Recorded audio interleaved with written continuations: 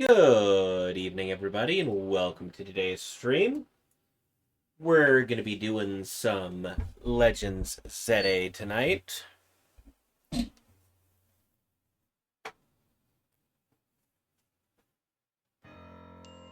Gonna get back to this tonight, now that I don't have to worry about prep for Toronto. And this TV sounds loud as fuck. There we go.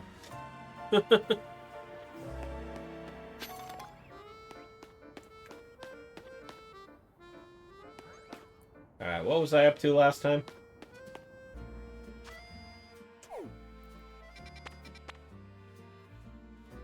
Let's see here. We got Mega T-Tar.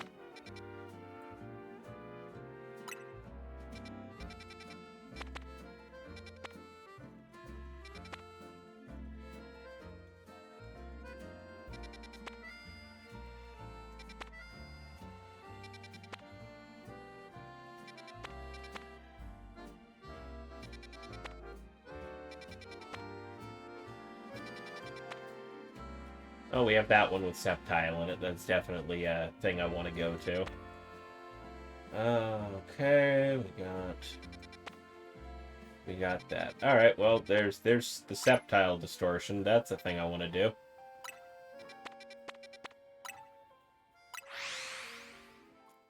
Hey, Tyler, how you doing tonight?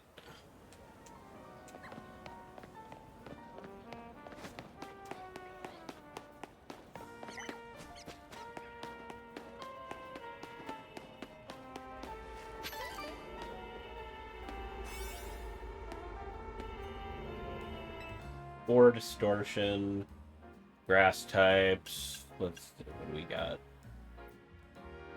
Power charging, berries, berry encounter, electric attack power. You're good. You were chilling on Disc DC and saw your plug for the stream. You came to check it out. Awesome. Well, thank you for dropping in. We're just finishing up some stuff in ZA, some side quests, some distortions to catch some stuff that I don't have yet. I'm trying to move slowly towards Rayquaza, so we're gonna see how far we get tonight. Let's see what. Thank you for the follow. Let's see, do we have attack power?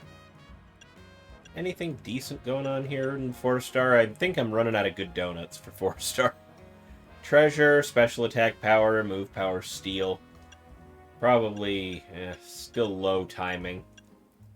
We're only really after one thing, but... Best I got right now is some 5-minute donuts. Catching Power Dark. Doesn't really do anything where Catching Power Dark. Do I take less time? So I really want to just grab a Sceptile. Did I compete in Toronto Regionals? Yep, I did. I went 4-4 overall day 1, so no day 2, but I broke even. That was kind of the intent all weekend. Right, I still have the Sparkling Power Fairy down up. Item Power Treasure, Conservation, Mega Power Charging, Item Power Berries. Tell me about it? Yeah. Went pretty good. I was running a Lilycole Trick Room team. I didn't expect to do wonderful, but 4-4 was kind of the general goal, and I did it. Bunch of good matches. First couple opponents of the day were hard fought to game 3. Then I lost 3 in a row. One to a local who just read me like a book because he knew how I played. Round 4, round 5, I just got absolutely washed. One of them was like a team that hard countered me. The other one was just I got outread. Managed to win another game later in, tie it up 3-3. Managed to clear that guy, like, decently well. my next match at round 7, I dragged a hard-fought match back to game 3 and then got read like a book turn 1 and the game was just over. And then my round 8 for the day had absolutely no counter to Trick Room, and, we take those.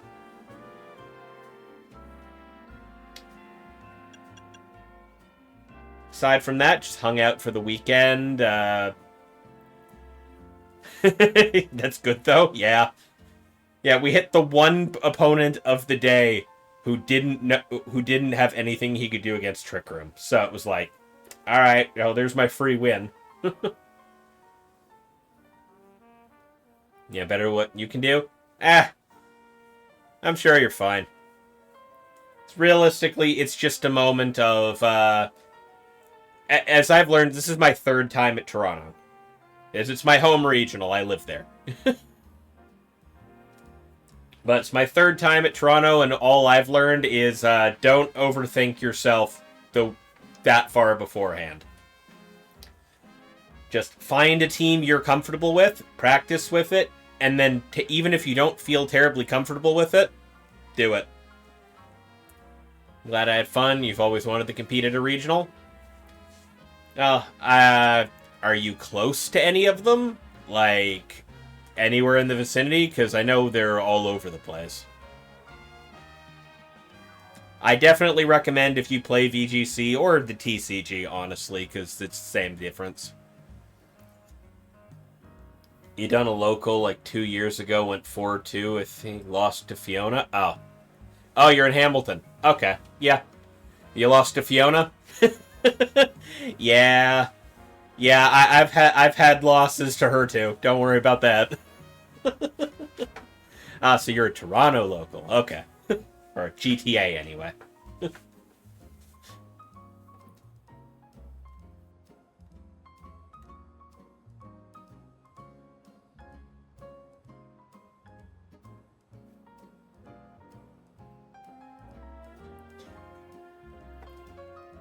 Yeah, no, I've had my share of wins and losses against Fiona over the last couple of years. I think the funniest thing is I've been her ride to a lot of different tournaments and locals over the last little bit. And every time I drive Fiona to a tournament, we end up playing round 1. That it's just a guarantee at this point. It's every time. Yeah, one day you'll encounter her in rematch. Oh yeah. Yeah, GT area. There's nothing really in Hamilton. Yeah.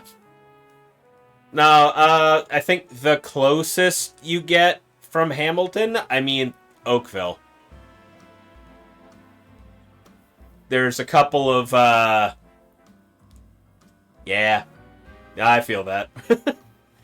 Yeah, there's the 2 different locals in Oakville. It's not like in Hamilton, but it's like relative driving distance, honestly. If you can drive.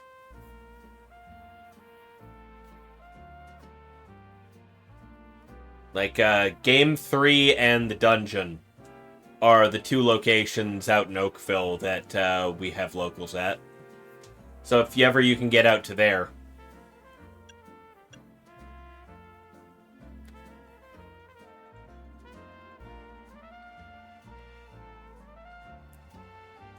Yeah, you can be mobile? Alright.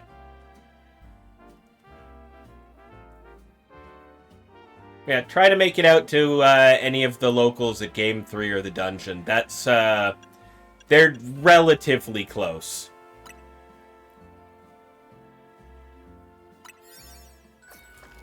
Yeah, I'm just gonna use this one.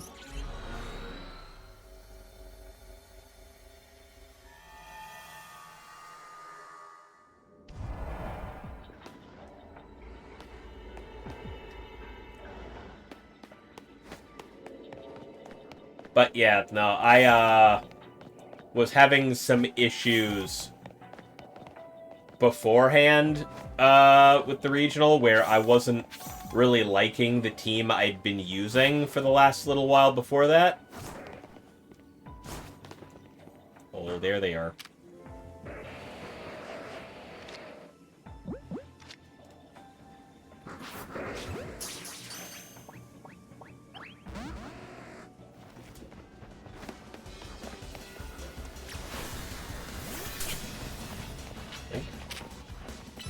I'm getting fought. Okay. Oh, that tracks. Okay, good to know.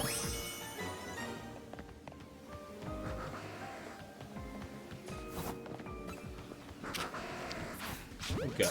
Now I have that.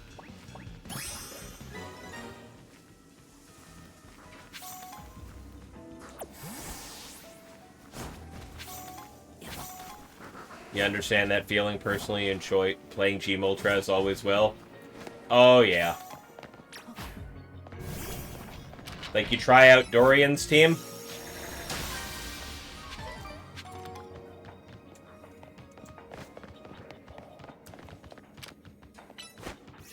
Past regs you played some Sandy Shocks to Spathra. Oh.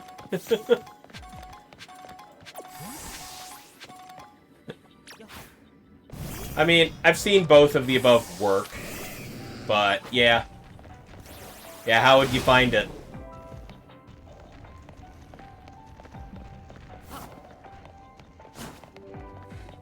Catch an alpha, destroy Pokeballs, pick up items. Okay, well... I need to catch an alpha. I'm pretty sure there was a...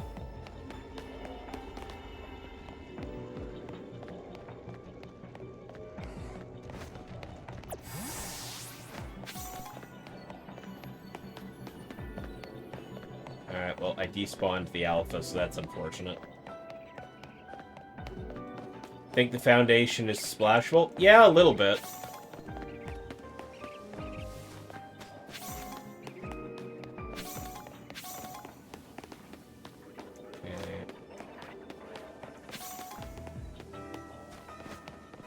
I mean, it was really cool regardless watching Dorian play his top 8 match.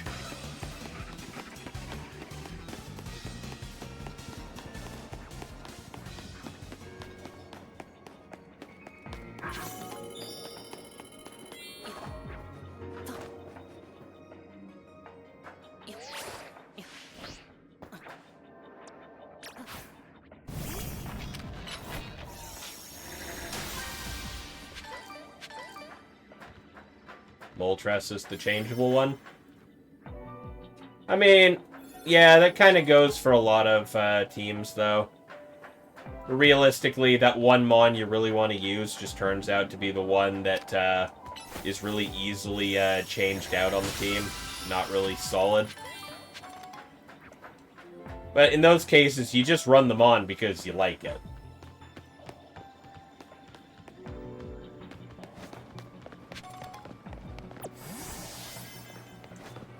Dorian actually inspired you to make your most menacing team this reg? Nice. It's already starting to close. This, yep. Oh well, get some items, that's all it is. Not getting the bonus ball this time around. No alpha spawned, and I skipped past the one at the beginning because I was more interested in Sceptile. You want that, though.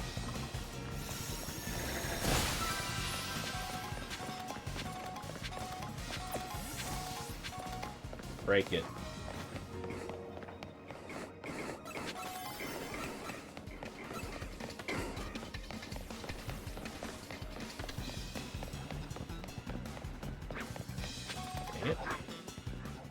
Yeah, I'm gonna run out of time here. Oh well.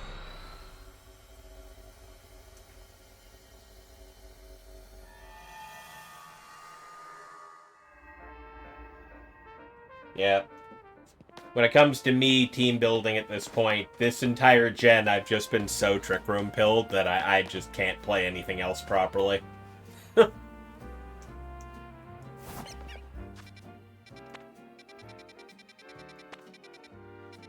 Alright, let's do some side missions.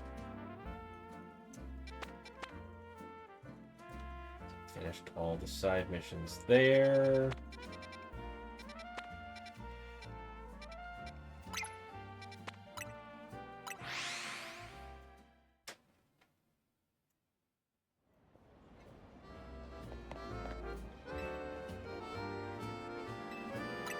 Yep. About a week before the regional, I was just kind of sitting there not quite liking the team I had been playing. Because it really wasn't doing well for me, but I was like, sitting there like, the core of this team works well enough.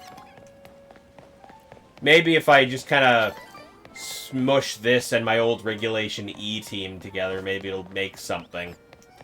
I just kind of made it, and I wasn't feeling great about it even leading into the regional, but I was like, I'm not switching at this point. If I switch up my team now, I'm not going to do any good at all.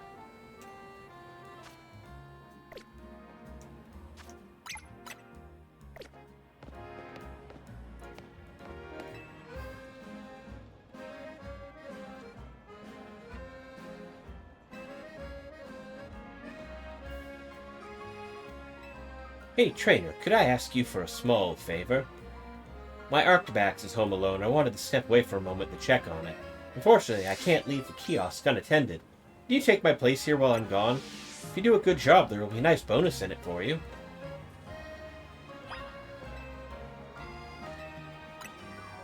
Let me know when you're ready to look after the kiosk. Sure, I'm ready to look at this. Okay, great. Here are the prices. Make sure you memorize them. Uh-oh. You're not the best player, but you feel pretty good in the builder. The builder is what carries you. Yeah. And all you can really do sometimes, make your team and just play with it. Just spam ladder, spam limitless tournaments. Just play it out. I have a bit of a delay. Thank you for letting me know. Is that... That does happen quite a bit with this setup. Especially on console. But that should probably have fixed it right there. That's better? Alright, excellent. Yeah, sometimes you just gotta pick a team and just play it out. Just play a bunch of matches with it. Get really used to your matchups, and then just... Even if it doesn't feel like the best thing in the world, it's probably the best thing you're gonna do stuff with. So... The best of teams can only do so much for you if you don't understand them, or why they are good.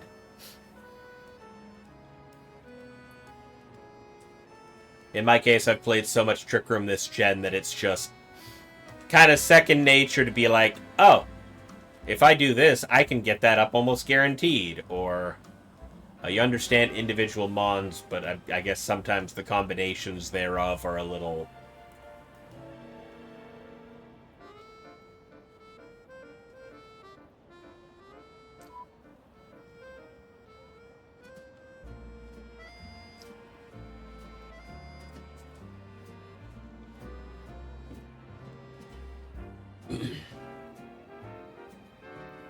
You understand individual mons and individual builds.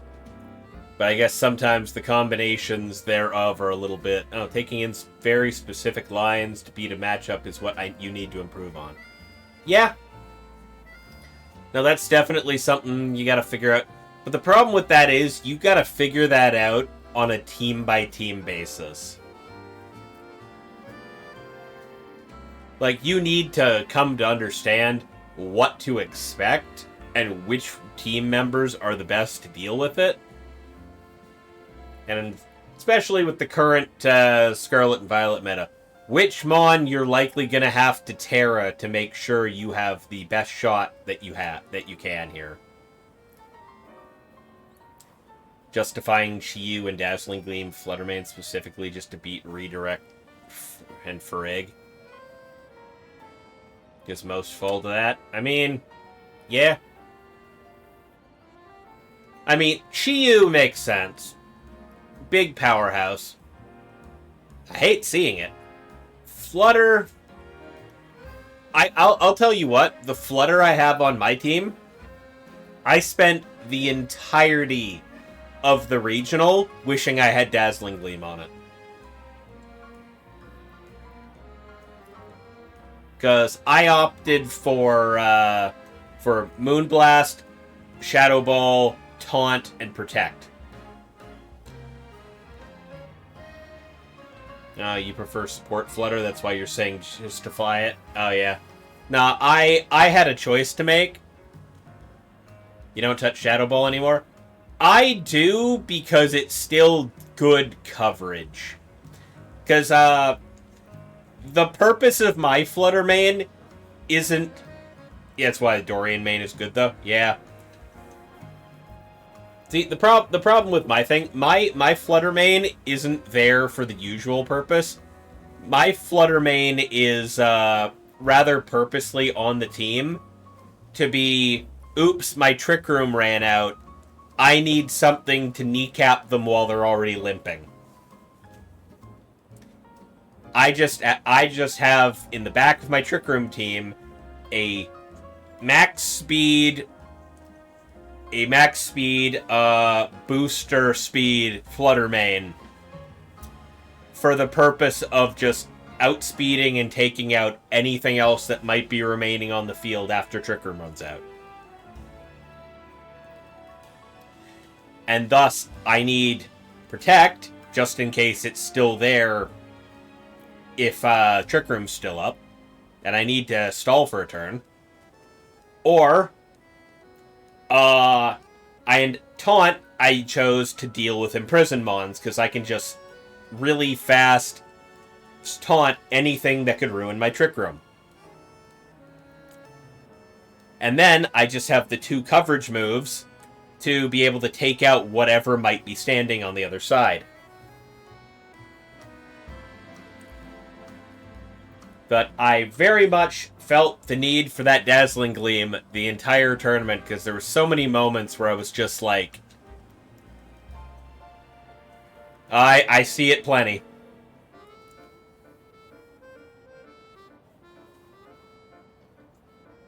It doesn't happen that much currently, but I've had enough problems where I've run into it, where it's just like, oh, this guy's kind of just ruining my day. And it's not even just dealing with the Imprison Mon, it's any other Mon that has Trick Room. I can just say, no, you don't get to turn my Trick Room off right now. Just takes that problem off the field. Or, if they don't have a Mon that needs to be taunted, Imprison Lando Incarnate. Yeah, I saw that tech, and I guess if Lando is common enough, I suppose. I remember back at the end of Sword and Shield, I saw a bunch of people running Imprison Zacian. Because Zacian was everywhere.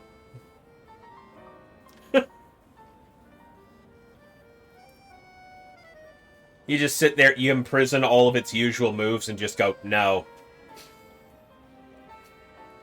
You don't get to exist right now. And it definitely worked as an option. Yeah, you used to use that? Yeah. But yeah, between Imprison... Yeah, Imprison, Trick Room, Taunt... Because I could taunt a taunt user right out of the gate and just be like, no, my Trick Room's happening, screw you. That was part of one of the things that Flutter was for. But more often than not, over the course of the tournament at the regionals, I never used taunt once, and I sat there in a couple of different situations wishing I had a spread move on that Flutter. So sometimes the best thought out plans don't work out during a tournament.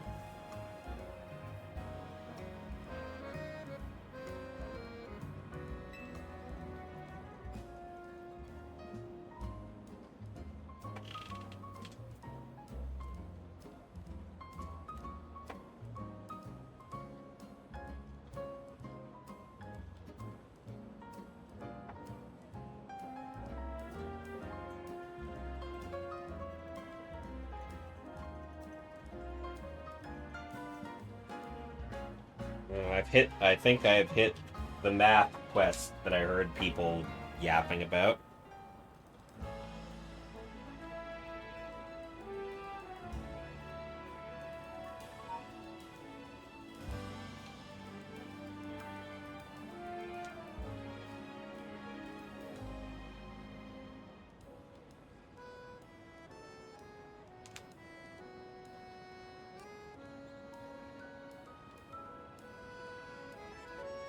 We're going to go ahead and write that down. Now I have the price guide right next to me. Don't worry, I'll be back soon.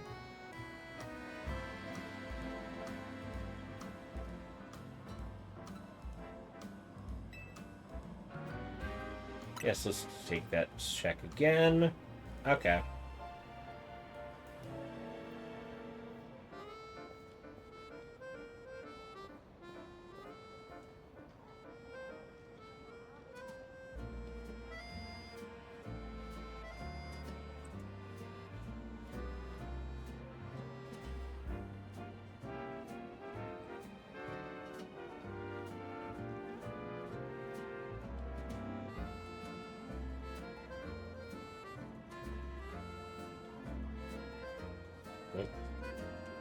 Of course, chat decided not to. There we go. 3 bottles of fresh water, 1 bottle of milk. Okay, well, fresh water's 200 each, so that's 600. 600, so yep. Need this one.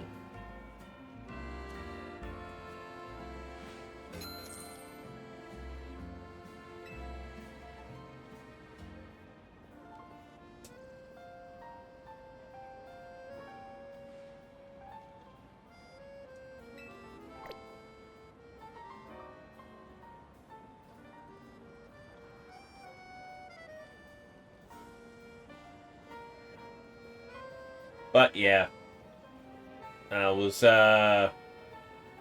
team spread was Lilligant, Torkoal, Indeedee, Armarouge, Gallade, and Fluttermane was what I was running all weekend.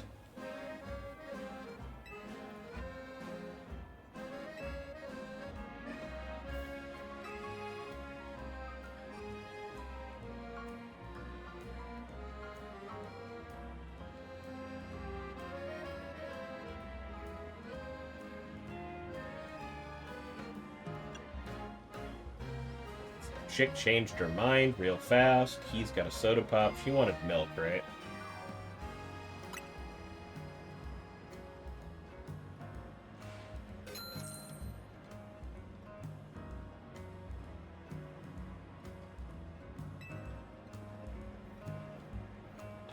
You confused me, apparently.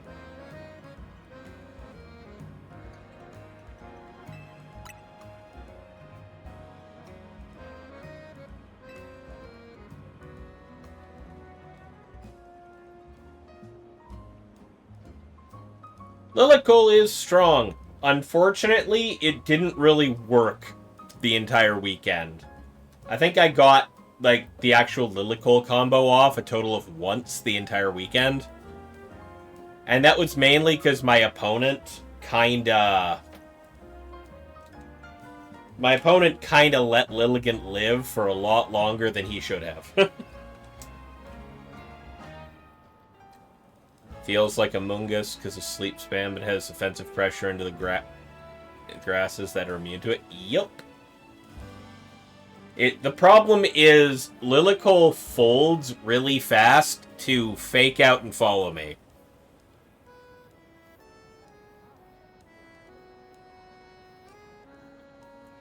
Because all you really have to do is redirect Lilligant.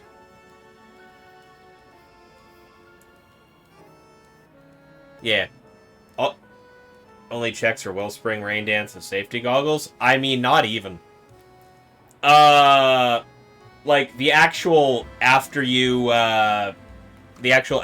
eruption, folds to a follow me user. Because if you follow me, you redirect the after you.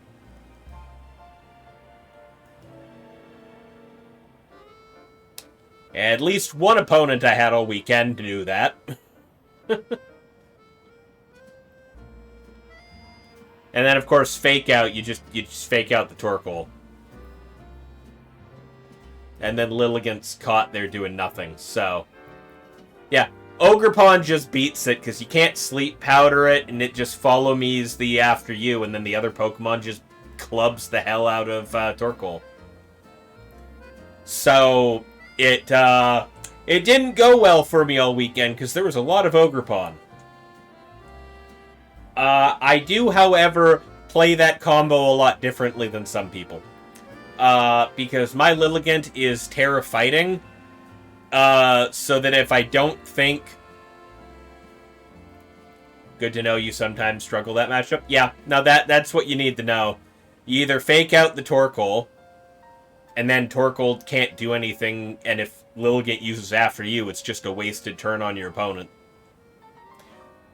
Or you follow me, the after you goes into your Pokemon instead and fails, and then you just beat up the Torkoal, and the Eruption doesn't do any damage. Or you KO it in the one shot, whichever you manage.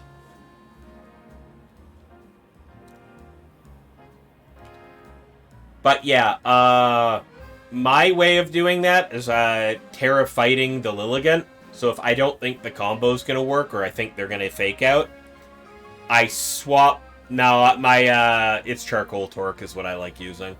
I understand Eject Pack, but I don't like it.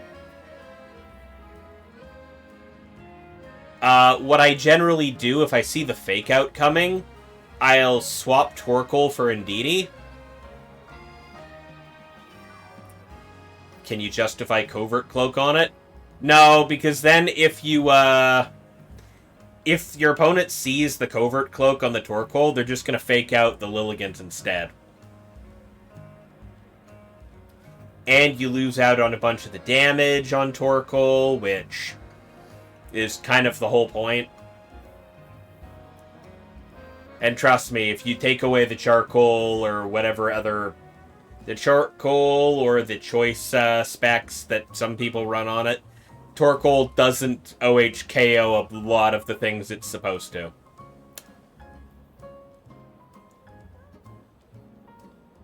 But yeah.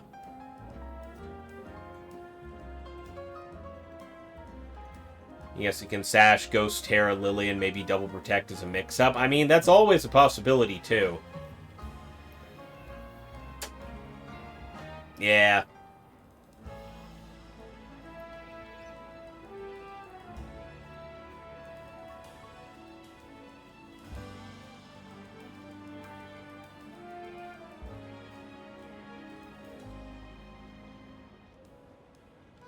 I enjoyed the heck out of ZA. Like, it gets a little grindy for the, in the DLC section of it, but still fun. I enjoyed it. The storyline's a lot of fun. Whatchamacallit, the fizzy one. Okay, so you want soda pop, lemonade, and milk. So that's 1,300 so far. Oh.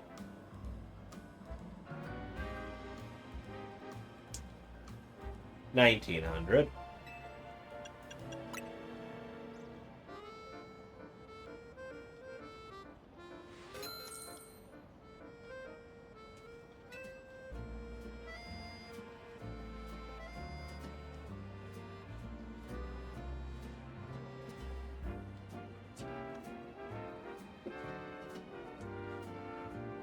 I'm just currently clearing a lot of the side quests. And checking for Pokemon that I haven't caught yet, you know.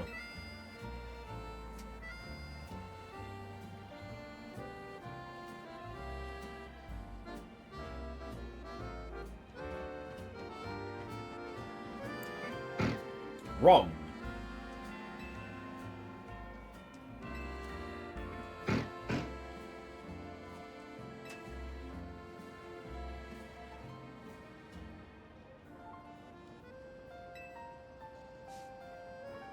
wants to use all of its money to buy 2 items. So if it's got 1,000, it wants to buy 2 items. Lemonade and a milk.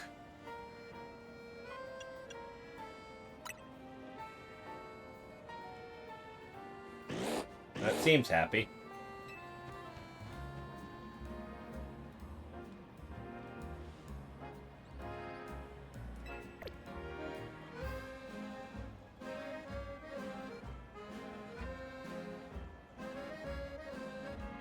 I know I messed up one of these.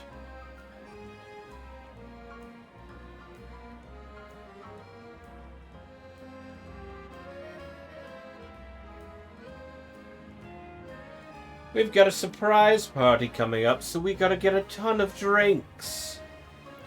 I need...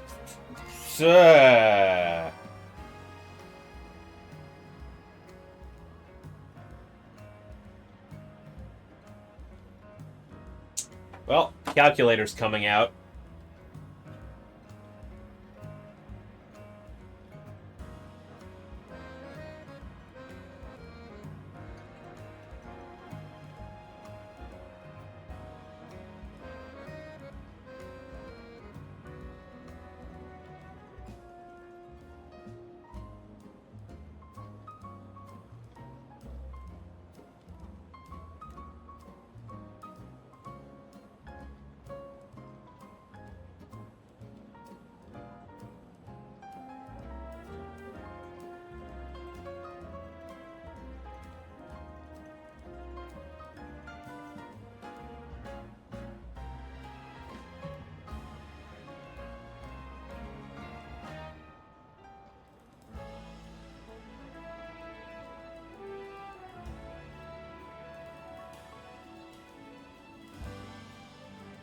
Okay.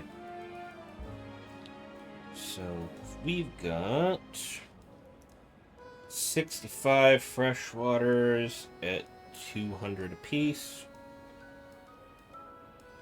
Damn.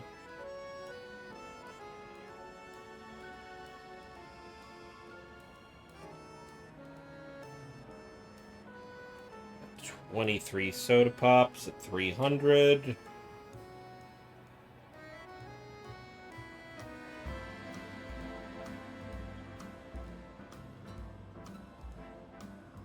$28 lemonades at 400 apiece. And 31 milks at 600 apiece. Okay.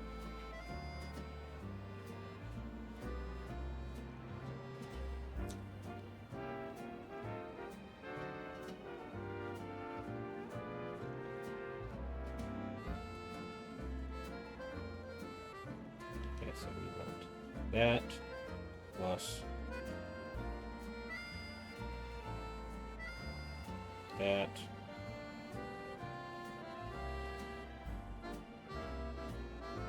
plus that plus that equals... Okay, cool. Make it quick, please. Well, 4,900, 700.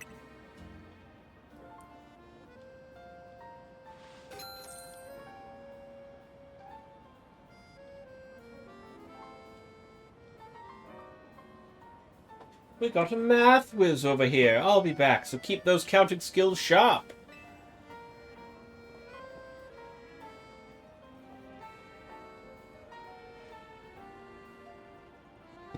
Want to take a moment to check the prices of the items? Nope.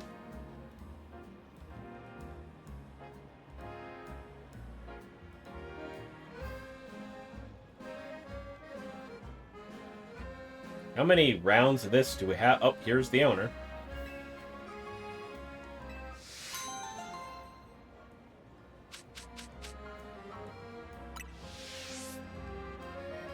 Quest complete. Looks like I left the kiosk in great hands. You received 30k as a bonus. Arctibax was practically turning my house into a fridge. Glad I went back to check. Thanks for watching the kiosk. I hope you come back as a customer next time.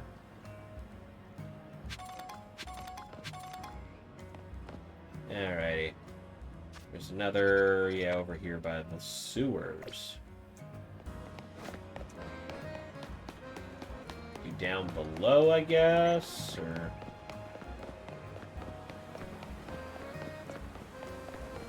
Yep, sure is. Hey, Shadebringer, how you doing tonight? Well, it's, okay. Hey, Team MZ kid. I gotta help someone out, so you're gonna help me out. Get it? Got it.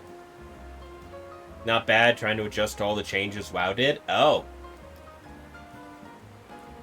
I haven't played in ages, so I am woefully behind on any changes that may or may not have happened in that game, though I did hear people talking about stuff earlier today.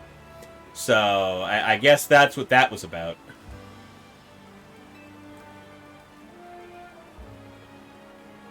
Just sewer. You want me to go into the sewers? Here's the deal. I've been hearing screams coming from that sewer entrance.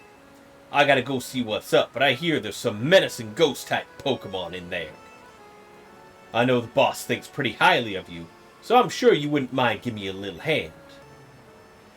Not because anyone here is scared, obviously. Who's scared? Who said I'm scared? You're tough and you love doing stuff for the city, right? Well, here's your chance. Get in there! This like a continuation to the Litwick quest? Oh, it might be. It's Cafagrigus.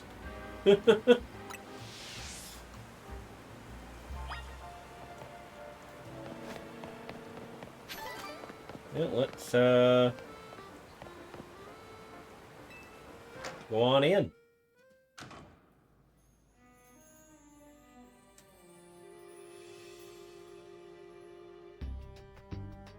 Time to scour the sewer. You go first. Quit looking at me like that. I'm not scared. I'm just common sense to put the heavy hitters up front. I mean, I am the heavy hitter compared to you, so, you know. Guess things look normal for a sewer. Wait, what's that? Oh. And he's gone.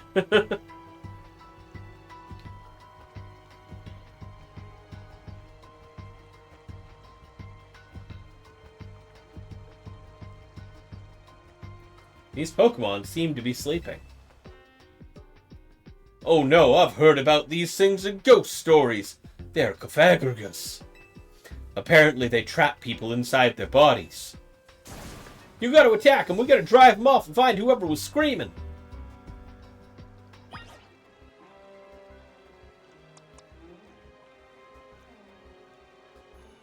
And there's Skrelp. But, yeah.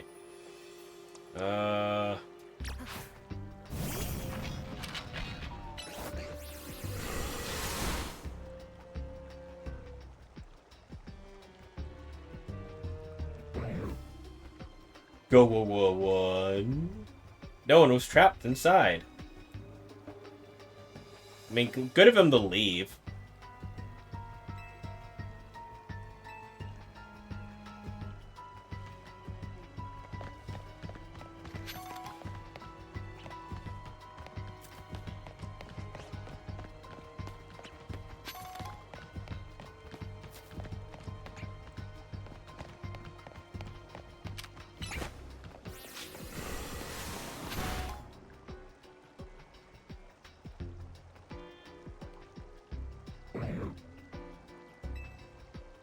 No one was trapped. Well, it's leaving. So that's good. I've left an item on the ground, though. A nugget. Alright, money.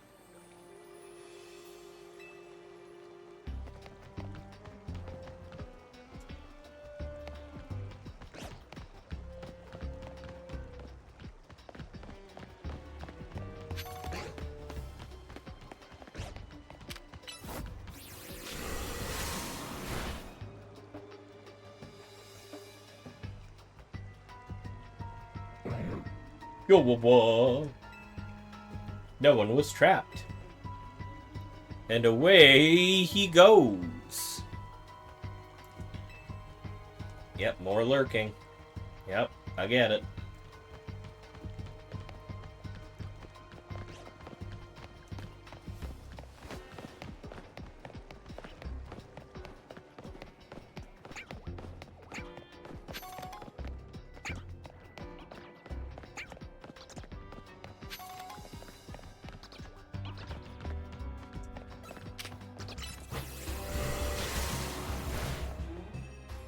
alpha Noibat in here, so that's the thing.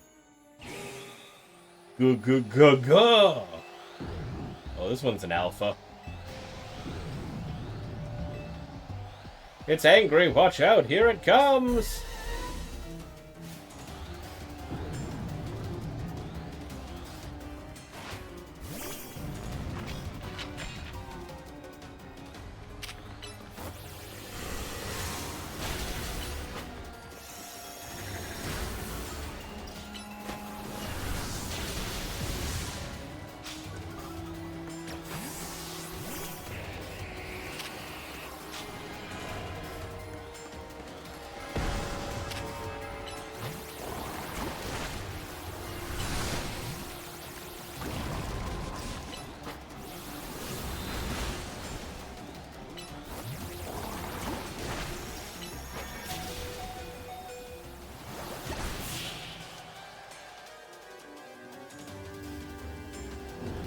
Go. No one was trapped, it was just big.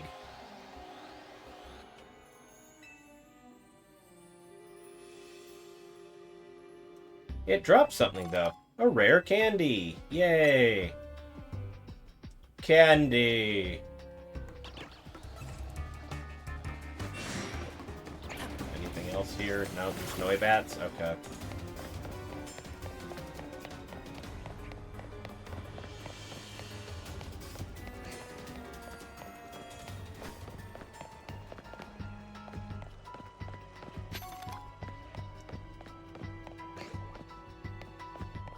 Bunch of spiders in this room.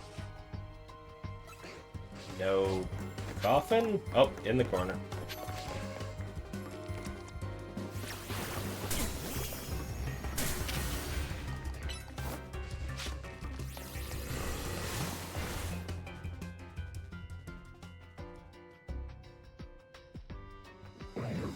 Oh, good one. No one was trapped. I left an item behind again.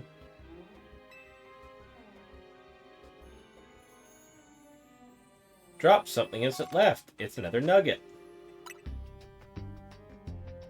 You can sense more lurking around the sewer. Where?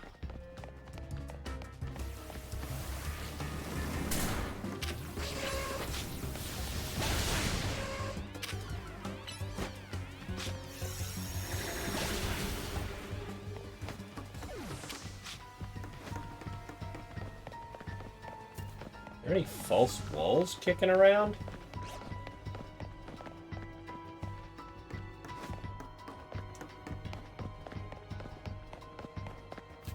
Whereabouts? Because this is a very small sewer, and I've already been through every part of it, I think. Whereabouts are more of these guys hiding?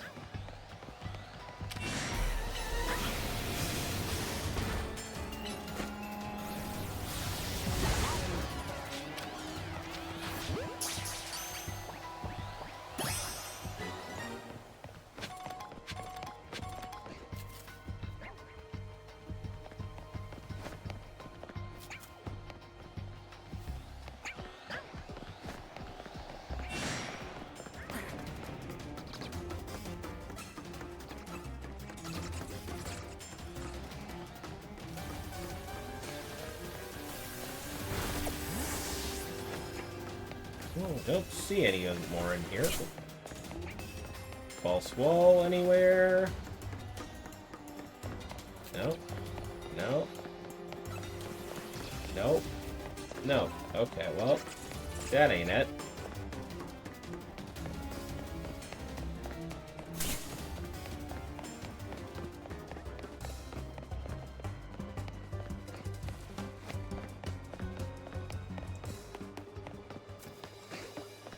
It's just kind of gotta be back towards the entrance, right?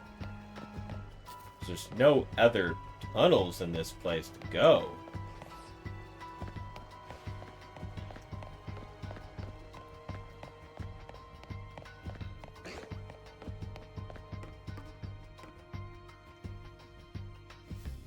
Yeah.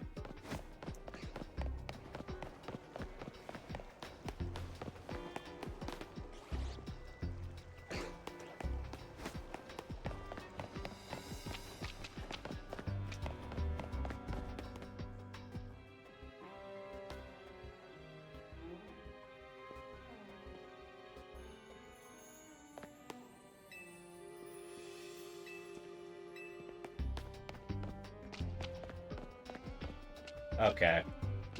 That's... Where, though?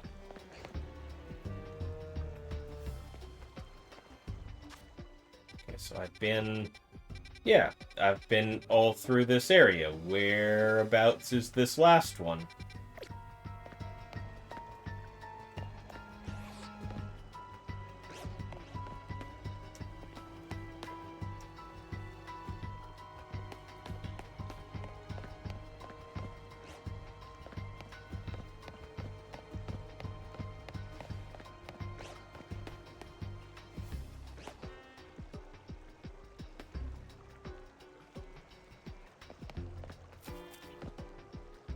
Oh, there he... Hi up there, how are you doing? You hiding like that.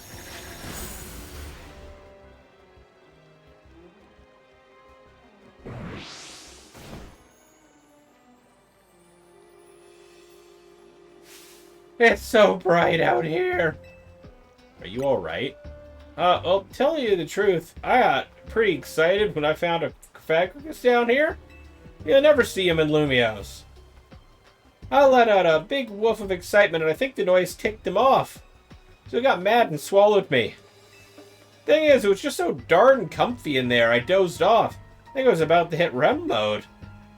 A little embarrassed, but thanks for bursting me out. Hey, good work!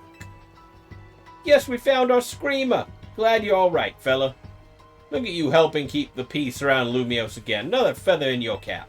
Of course, you never would have had the chance if I hadn't flagged you down. Feel free to thank me. Behind you.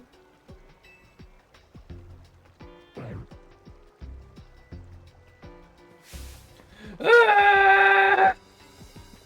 And he's gone.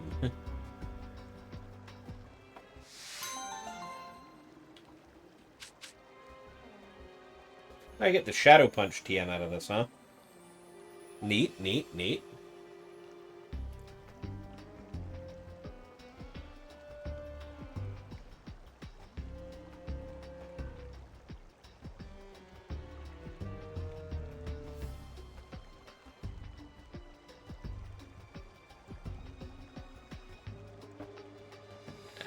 That's...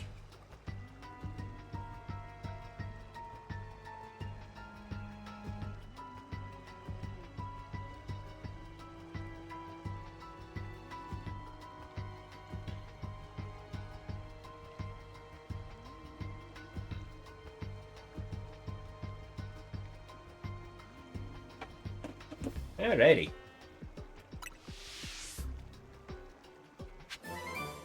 Yep, we got an ETM.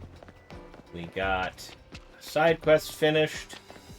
I was expecting something a little more like what happened with the Litwit quest in the base game, but that's fine. I see like 2 different quests here.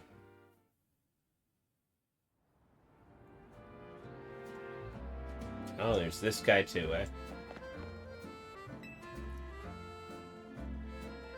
This is Cafe Triste. As our name suggests, we cultivate a subdued atmosphere here. Once, years ago, we suddenly began to grow much more popular. Our cafe was bursting with customers. In the end, we couldn't serve them all. It got so busy I wanted to pull out my own hair. Such overwhelming crowds, I say, no, merci. And yet if no customers come at all, we can't stay in business. It's a delicate balance. You see what I'm driving at, yes? You're driving at something? To attract enough customers to keep us afloat, yet not so many that we drown, we need to offer dishes that are just tempting enough. What dish do you think would suit our menu? Curry and rice?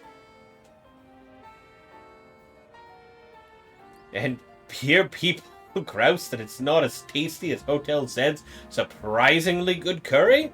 No! Merci! What dish do you think would suit our menu? Croissants? We'd forever be in the shadow of Nouveau Café's croissantier. Non, merci! What dish do you think would suit galettes? Oh, you can get those anywhere. No, merci.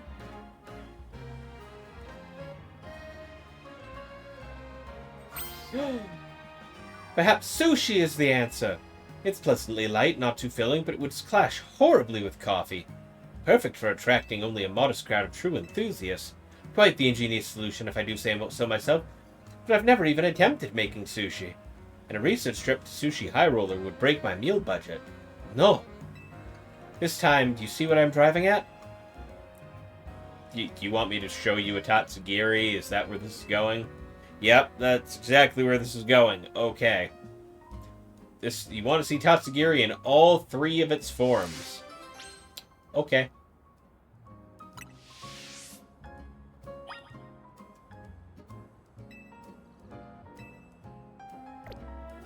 Find out. To my boxes. Search species. Tatsugiri. I've got 2 of them apparently. So I have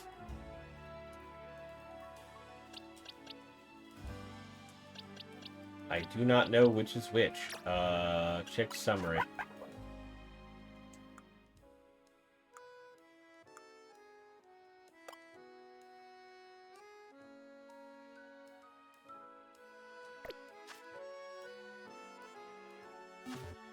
I need to double check Pokedex to figure this out. Hyperspace.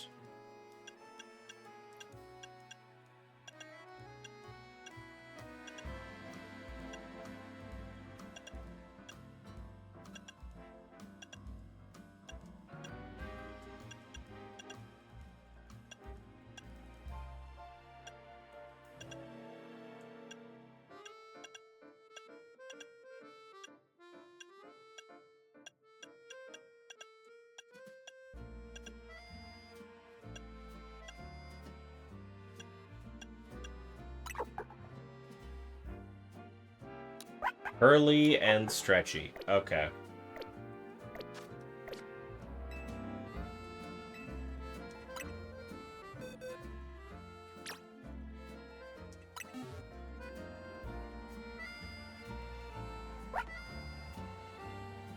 So this is a curly form tatsugiri. Seems like it'd be hard to make food curl up like that, but it's helpful to see an example. I look forward to seeing all of their forms. Stretchy.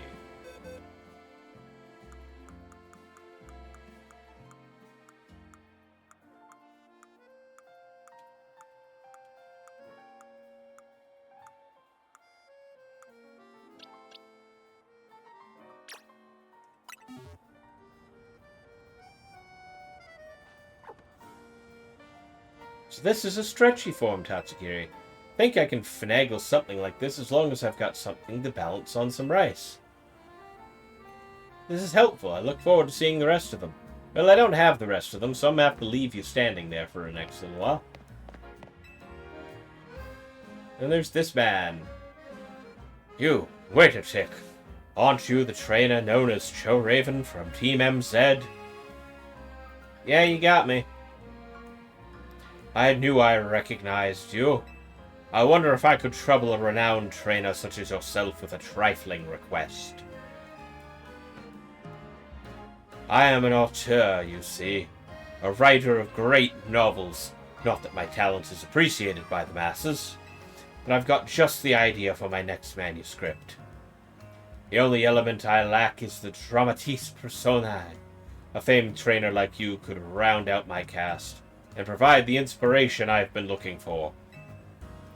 I have an idea for the Pokemon my tale shall require. Could you assemble them for me? First, a ground type. Next, a Pokemon that knows Flamethrower. Finally, a Pokemon bearing a Mega Stone. I must see all three, then my creative juices will surely runneth over. Will you put the trio in your party and come show me? I can repeat my list whenever you like.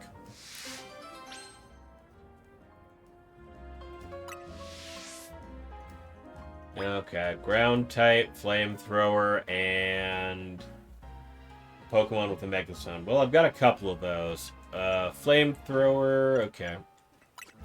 First and foremost, ground type Pokemon.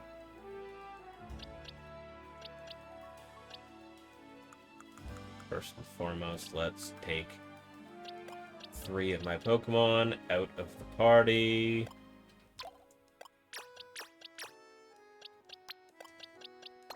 Put you there. Ground type Pokemon.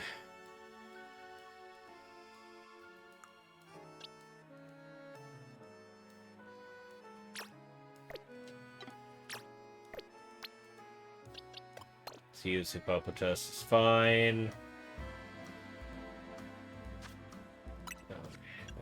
Known move. Flamethrower.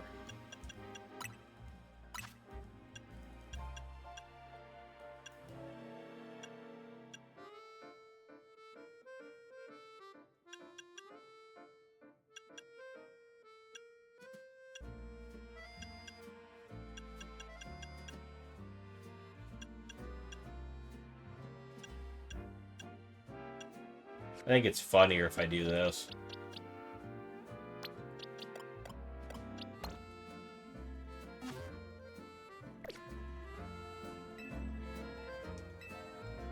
I've brought them. Seems you have the requisite number of Pokemon at least, but will they fit the bill? First things, which is your ground type? Hippopotas. Hippopotas! Quite the choice. Oh yes, sparking some ideas. Then on to our next. Which is the Pokemon that knows the move Flamethrower? Dragonair. Yes, Dragonair! The seeds are coming into sharp focus now. We need a strong finish. Which is the Pokemon that bears a mighty Mega Stone? Feraligatr. Feraligatr, astounding. I never would have thought.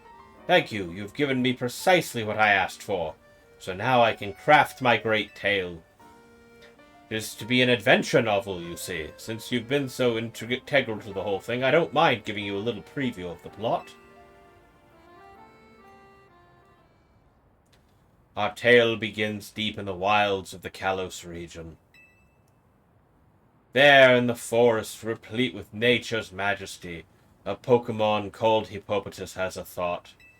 I wish I could Mega Evolve. And so our hero journeys forth in search of a Mega Stone, trainer ChouRaven by their side. They arrive at the Tower of Majesty, where they meet Feraligatr, bearing the very same Mega Stone they sought, no less. Defeat me in true battle, the foe declares, and I shall allow you to take this Mega Stone with you. Accepting the challenge, Hippopotas sends out Raven to do battle. Just then another rival for the stone swoops in out of nowhere. Dragonair unleashes Flamethrower in a bid to claim the Mega Stone for itself. Raven leaps in front of Hippopotas to protect it from the Flamethrower. He then hurls both Dragonair and Feraligatr to the Sea Spirit's den in Kalos' merciless sea.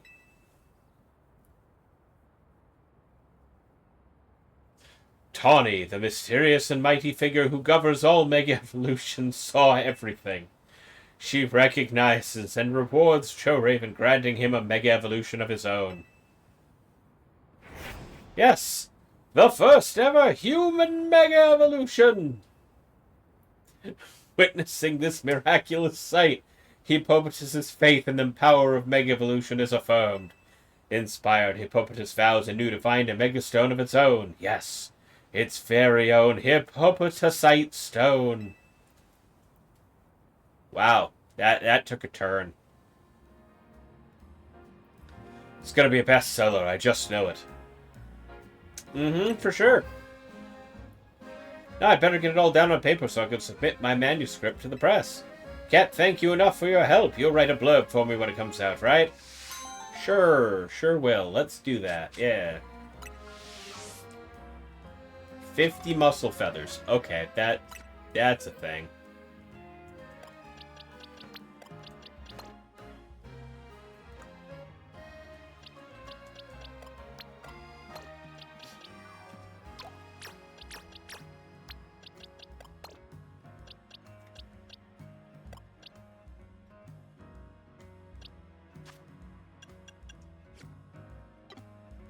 Alrighty. That's done. Let's go pick up that. It's the timing on the daylight. It's not burning daylight fast enough.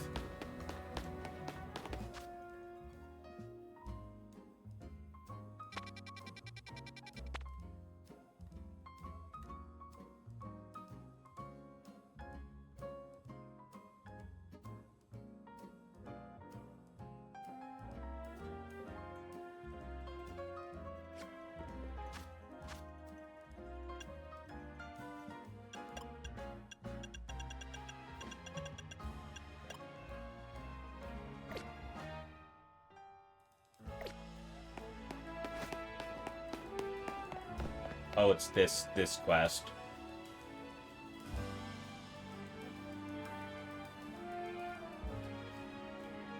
I don't dislike option 2 and option 3 per se, I just think option 1 is the way to go. Both option 1 and 3 lack impact. I think we should go with my suggestion, option 2. My proposal, option 3, is the most fitting of all, but you two just refuse to budge, don't you?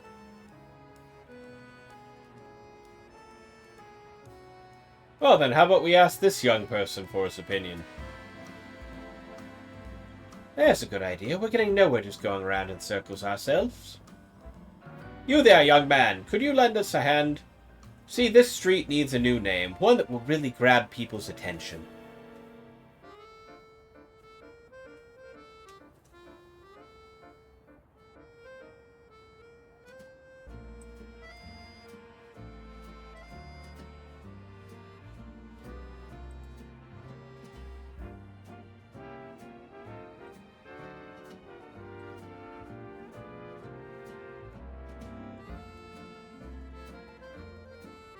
We want to draw more visitors to the street with a name that captures the imagination.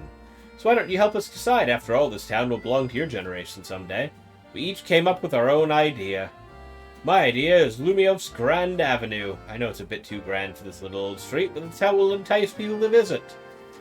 My proposal is Mega Evolution Road. Of course, there's not really anything around here related to Mega Evolution, but isn't it evocative? I'm suggesting Borford Boulevard. Might as well tell people what they're in for, and this little boulevard is as boring as they come. They've all got their selling points, but none is the clear winner. It's like going around in circles between fire, water, and grass. Haha, you're even colored like that. What do you think? Which name would you pick?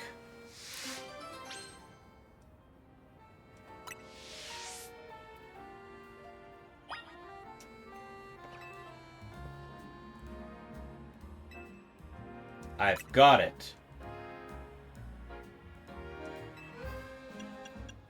I've got a better idea. You want to throw all our suggestions and go back to the drawing board? What to call it? What to call it?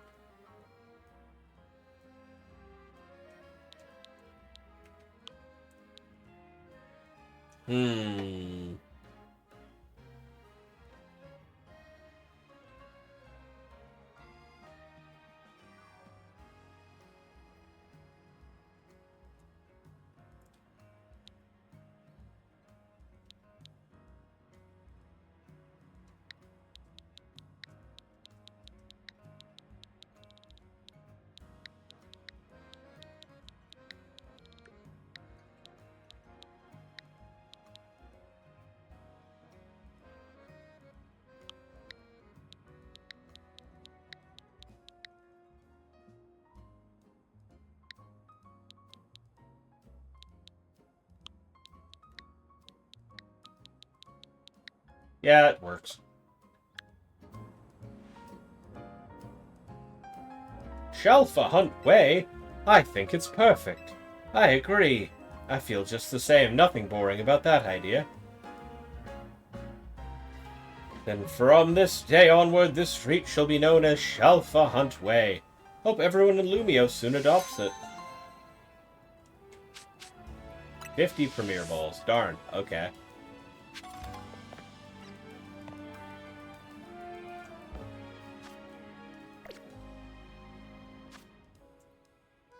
Oh, there's the thing. Getting close on survey points.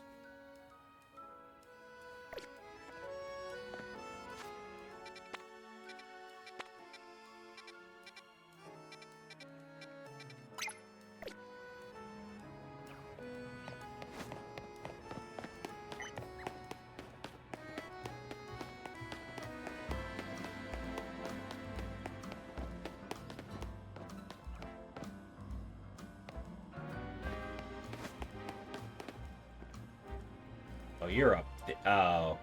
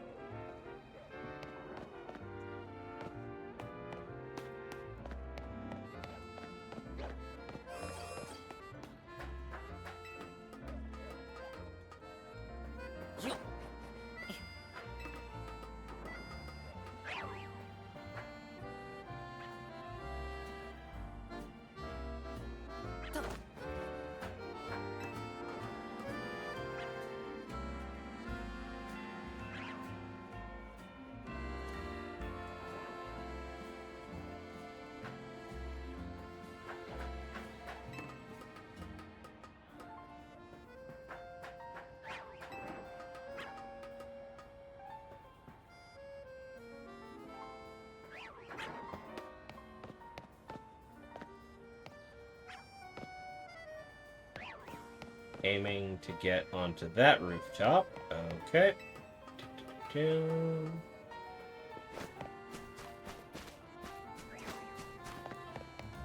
Yep. And up and over.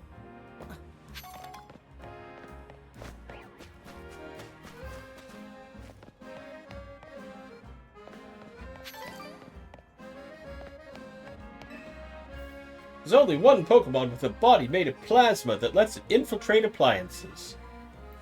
We're talking about Rotom, of course. Sure are, it's in our phones. I see you have a Rotom phone. Rotom phones are very valuable after all. There can't be an infinite supply of them. There aren't enough Rotom in the world for that. Rotom phones are amazing, yes, but Rotom truly shines when it enters a household appliance. Want to battle different forms of Rotom as it possesses various appliances? If so, just let me know.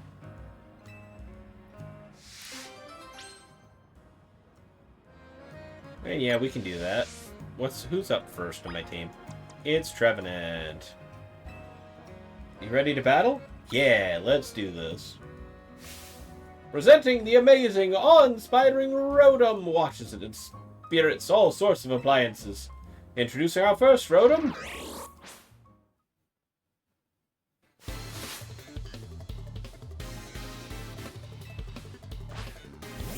Heat Rotom.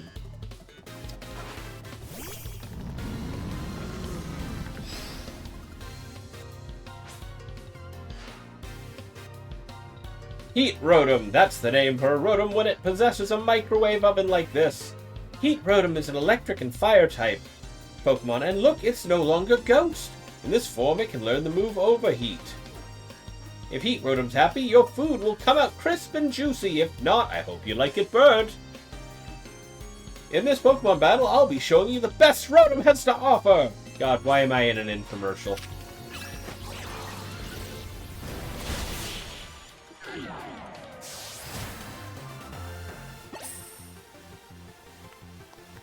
Can't stand the heat, Rotom. Get out of the kitchen, right?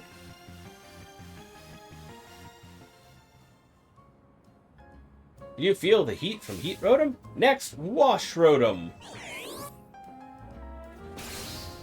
I'm awash with excitement!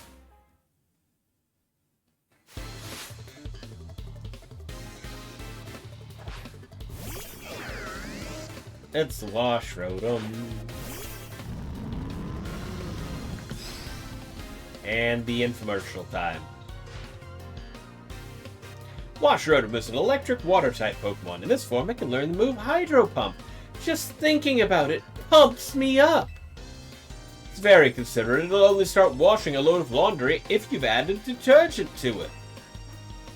There's always the risk of it flooding your home. Why? Why would I want that?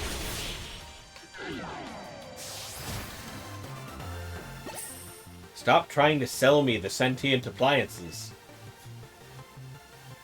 For use as appliances.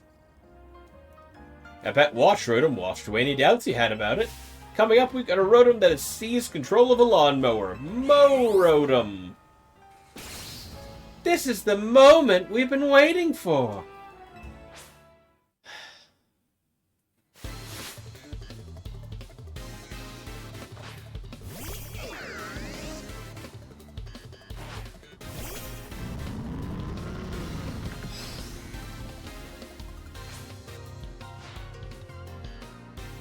Mow Rotom is an electric and grass-type Pokemon. In this form, it can learn the move Leaf Storm. The only question is whether you have a lawn big enough for it to mow. It swaggers around as it scatters grass clippings everywhere. What a mischief maker.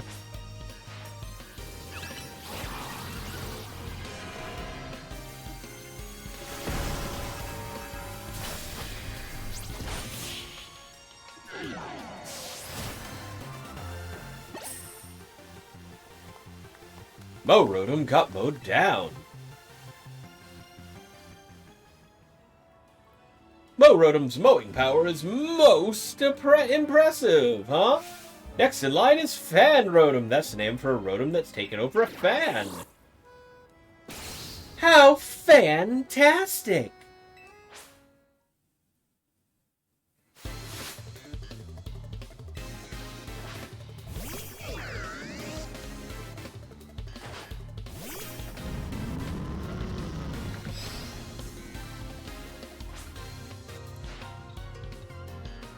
Fan Rotom is an electric and flying type Pokemon. In this form, it can learn the move Air Slash.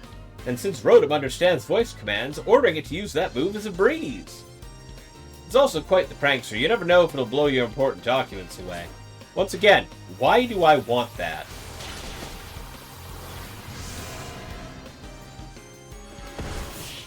You sound so enthused by that. Bro, I'm stuck in an infomercial. This man is trying to sell me sentient appliances. Last but not least, Frost Rotom. That's what we call Rotom when it's taken over a refrigerator. That's so cool, it gives me the chills. God. What? Fight starts, and it switches to an infomercial immediately.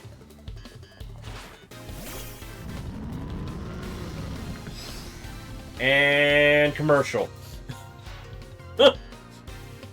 Frost Rotom is an electric and ice type Pokemon. In this form, it can learn the move Blizzard.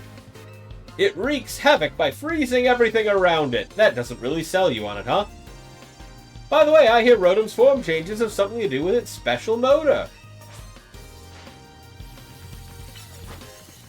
Lizard or Blizzard?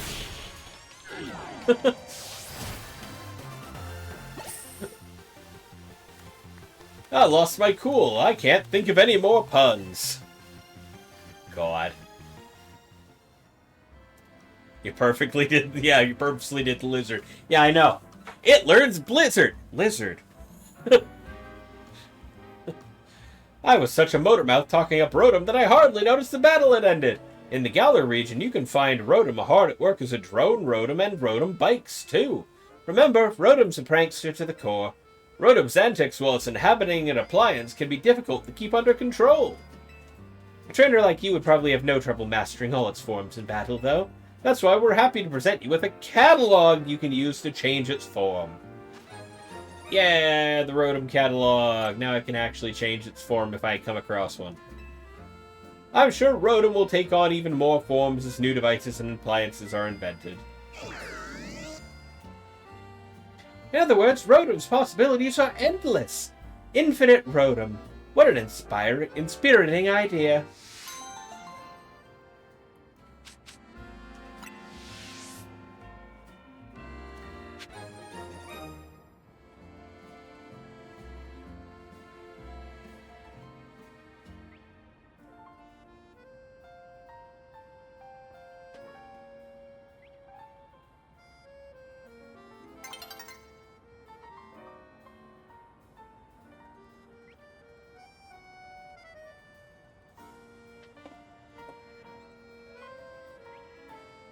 Okay, where else? Over here, I guess. Oh, right. No, is that not where I was at?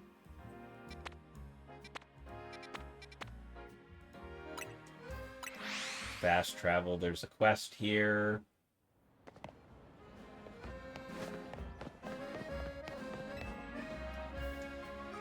Why do you look familiar? Have you heard there's been some trouble with Inquisitorico over our guard Pokemon? Those Dedenne? Well, the fact that you defeated our Dedenne led to quite a lot of bother. Not that I'm blaming you personally. But there are some people in the company who didn't want to properly look into who defeated our guards or why that was even possible. They only wanted to cause a commotion over the fact that our guards were defeated at all. There's a great deal of debate over what we should do to avoid such trouble in the future, and the solution we landed on was more Morpeko.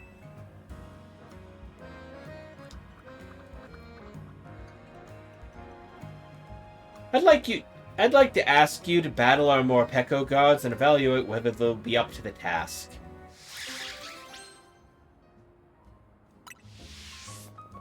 Please let me know as soon as you're ready.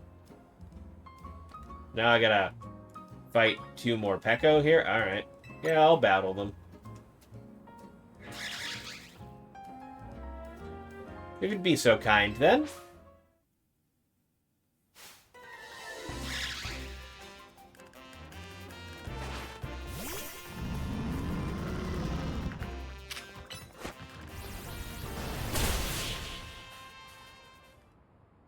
One move. Oh. Now they're hangry. Peck. Oh no! The Morpeko have worked up an appetite battling, and now they've given in to their darker natures. This won't work well at all. We can't have Quizartico's guards acting like that.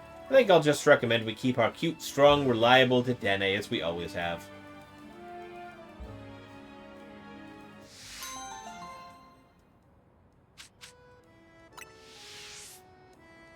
Sure.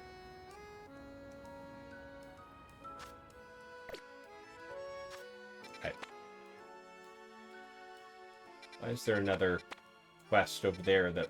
Okay.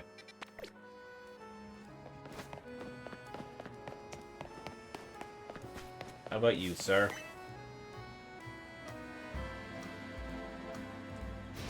More! More! I need more heat!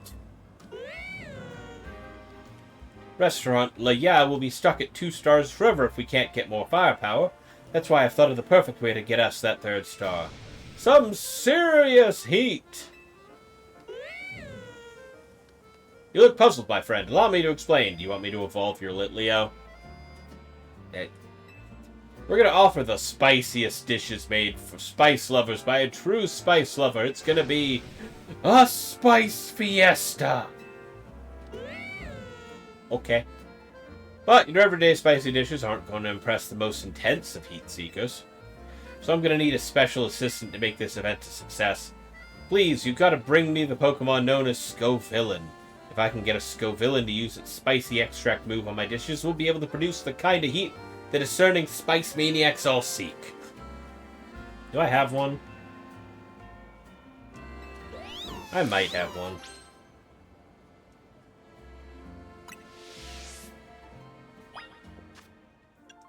If not,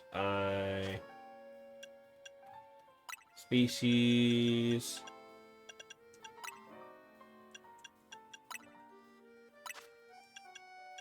I do, in fact, have a Scovillain.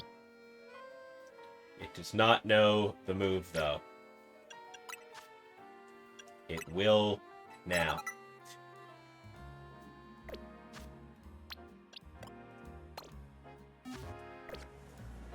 Here you go, sir.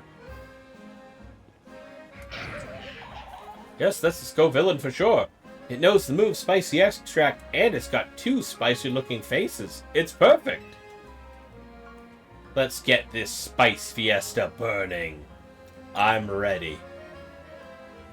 Ready to cook, eh? I like the fire in you. Now let's get to work and spicing up everyone's dishes.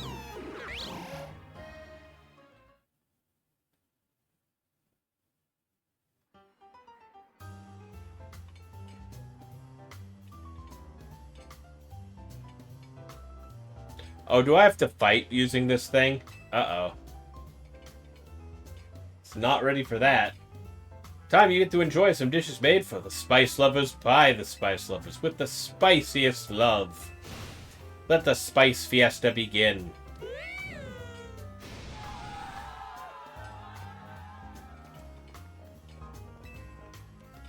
If you'd be so kind, Raven, please unleash your spicy extract on all our customers' dishes.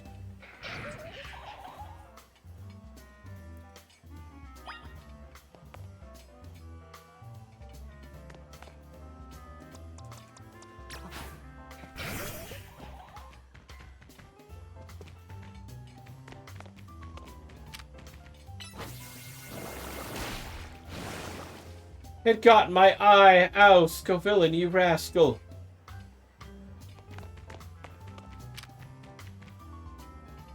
I don't have to fight people with it, so that's good. Yes, this is it! This is it!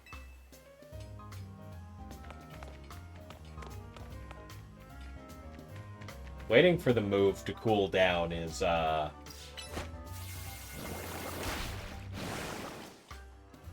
What a fiery move! It's off the scale!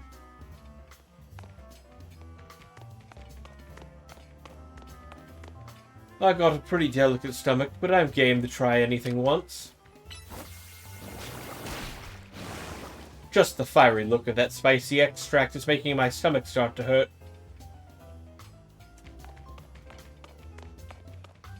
I don't know, but this Scovillain kind of scares me. Oh well. Spicy food. That aroma!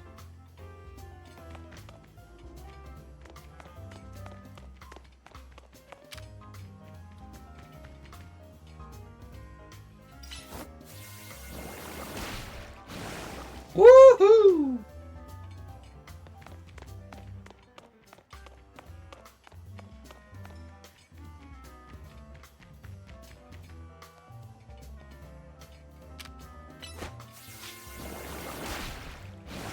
Go, Scovillain!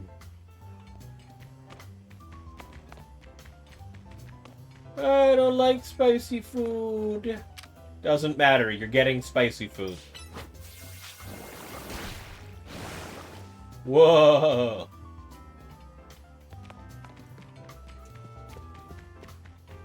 Douse me in spicy extract.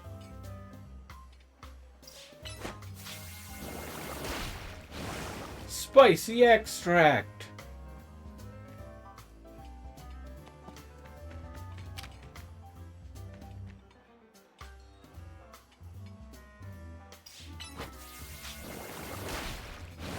Wow. Yes! Spice lover's spiciest dream.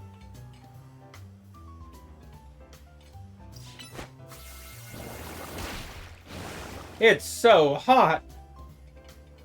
The cookies, they're spicy now.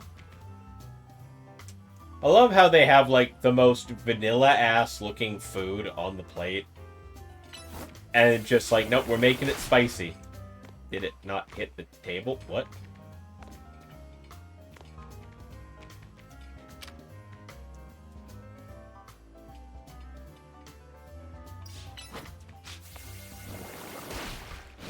That's some spice. The steak is spicy. The soup is spicy. The bread is spicy. Dear God, why is the bread spicy?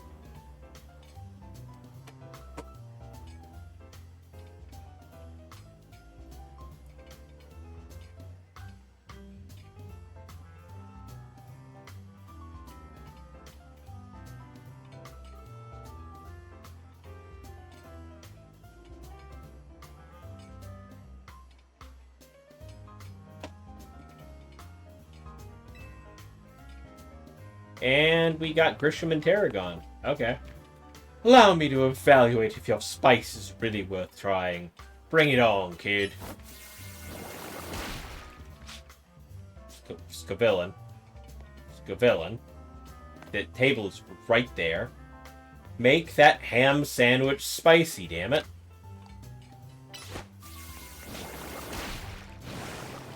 The stimulating kick of that extract certainly has me feeling spicier. That's a kick in the head.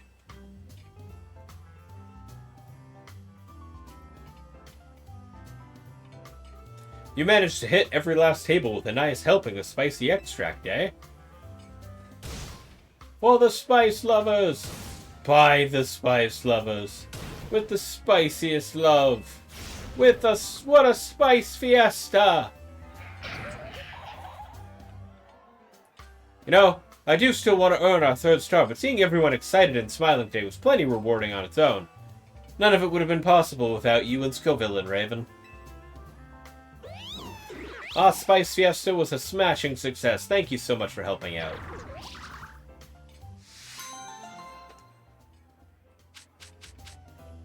Bunch of mints. A lot of mint. Gotta cool the breath after all that spice.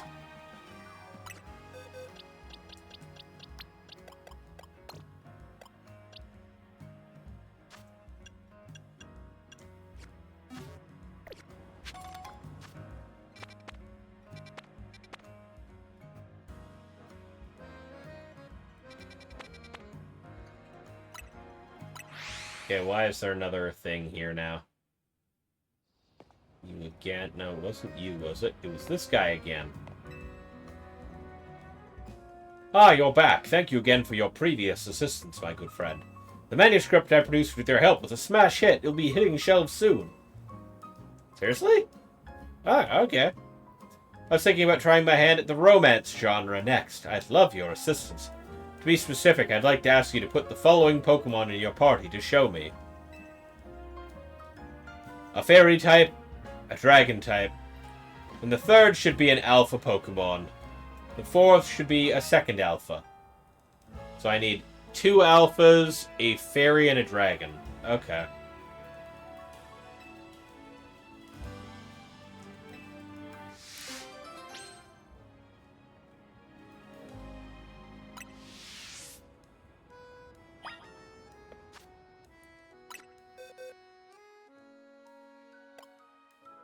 Well, you 2 are already alphas, so that might be funny.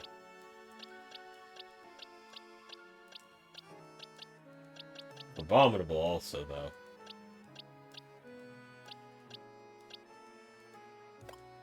Dragology's already a dragon type, so I realistically just need a fairy type.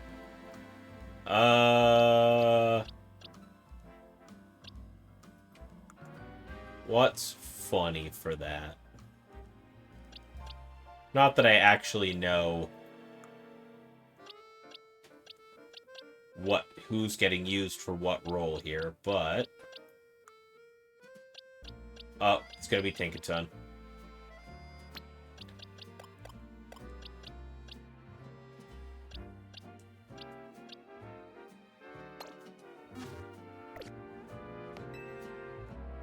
You have in store the 4 Pokemon required? I have brought them. Seems you have them, but will they fit the bill? First things, which is your fairy type? Tinkaton. Tinkaton! Quite the choice! Oh yes, this is sparking some ideas. On to our next character. Which dragon-type Pokemon will this feature? Dragology. Yes, Dragology! The scenes are coming into sharp focus. And our third, which alpha Pokemon have you brought me? Trevenant. Trevenant! Oh, yes, the lion's practically right themselves. And our fourth character, who will be the second alpha Pokemon? Armarouge. And Armarouge! Perfect. You've managed to assemble the perfect cast of characters. I can't thank you enough. Now let's talk romance. Tinkaton is in love with Dragalge. Okay. Dragalge is in love with Trevenant. Trevenant is in love with Armarouge. And of course, Armarouge is in love with Tinkaton. So no mere love triangle, but an endless love loop. What do you think? Brilliant, isn't it? How romantic.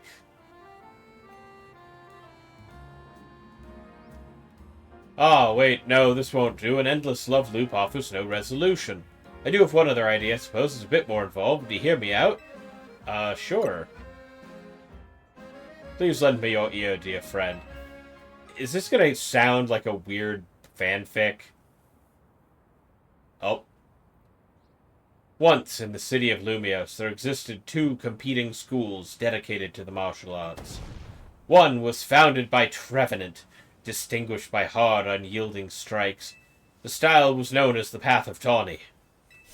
The other was founded by Armarouge, specializing in fleet, flowing movements. The style was known as the Way of ChouRaven.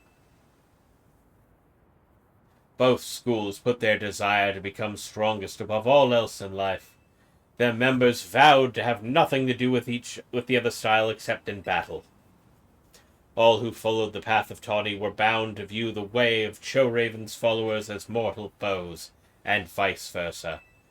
Governed by that one unbreakable tenet, it was a hard-knock life in these schools of hard knocks. It came to pass that a match was declared, Tinkaton of the Tawny style versus Dragalge of the ChouRaven style. This battle would decide once and for all which school was strongest. Everything was on the line. Whichever school was defeated would be honor-bound to disband, yet the two Pokemon selected as the school's champions had a singular problem.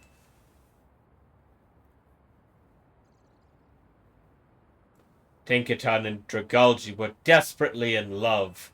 They had broken the one rule that must never be broken, meeting in secret outside of battle. On the night before the fateful match was to be held, Tinkaton and Dragalge's eyes met. They knew there was but one option. Together they fled into the night.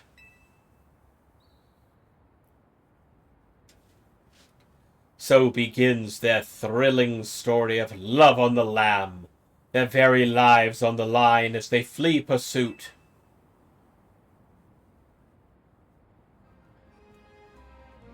I have to admit, my own experience with romance is limited, so perhaps my novel will lack realism. But I think it'll be a tale for the ages, don't you? I'm sure it will be. Now I'd better get it all down on paper so I can submit the manuscript. Can't thank you enough. You will come through with that blurb once it's hit, yes?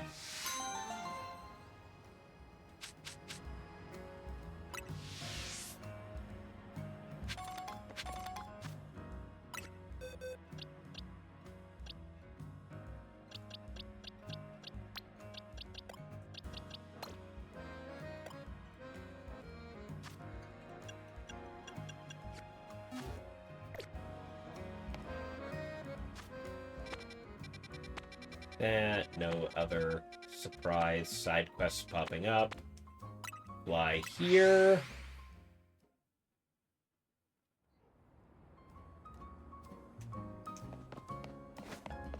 Flamigo and Musharna over here. Oh, well.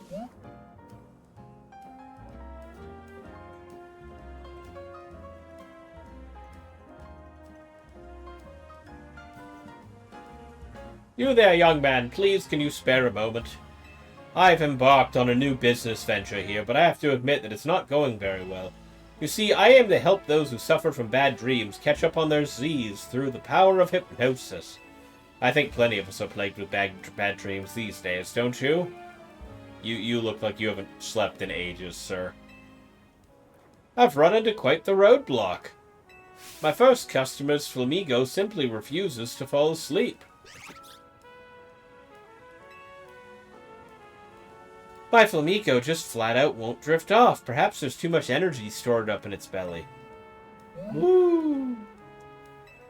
I think Musharna might also be experiencing some jitters in front of our very first customer. Please, could you give Musharna a nice example? Show how easy it could be. All you have to do is use Hypnosis and then Dream Eater on Flamigo. I need to get a Pokemon that has that. Okay.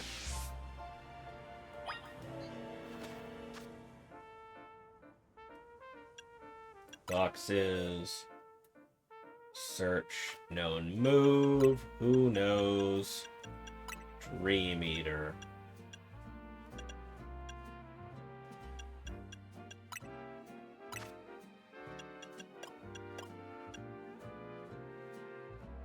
Well, that's definitely an option.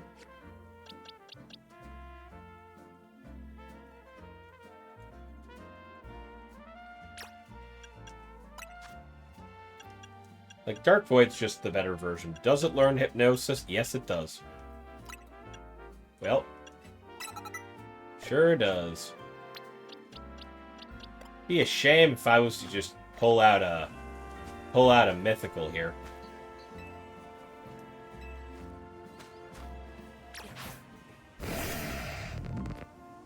They're like, yeah, let's we want to help them fall asleep and get rid of their bad dreams, he says as I pull out the nightmare Pokemon.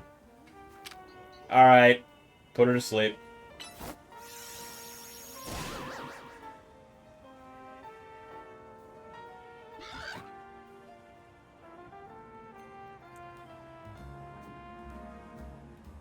You did it! Flamigo's asleep. Now all we need is a good Dream Eater.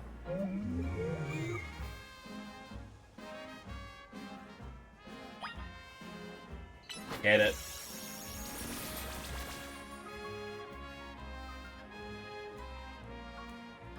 Yes, that was a fine Dream Eater. Flamigo is snoozing like a baby.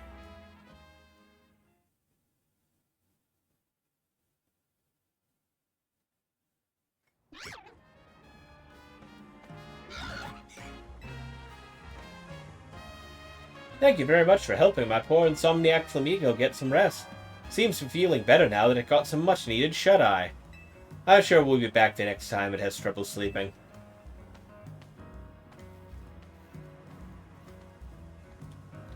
With a fine demonstration, surely Musharna is ready for any future customers now.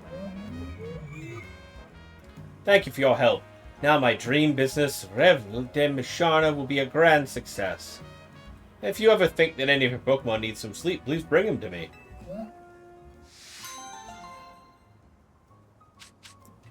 And that got me the Dream Eater TM. Okay.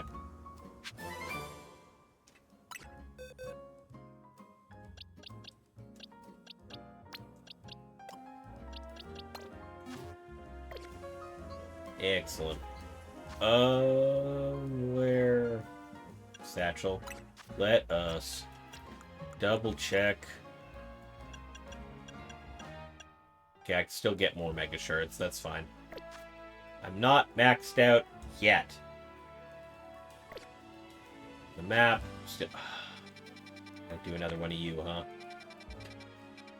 Well, let's in the meantime get that done.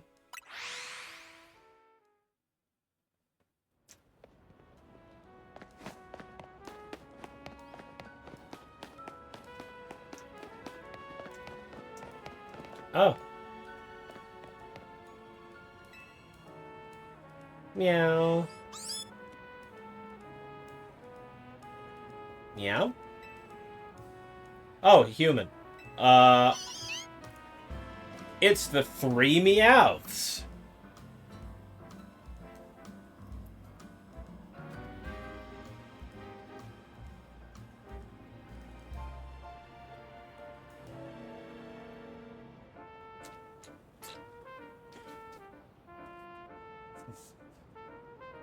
It's the 3 Meowth species.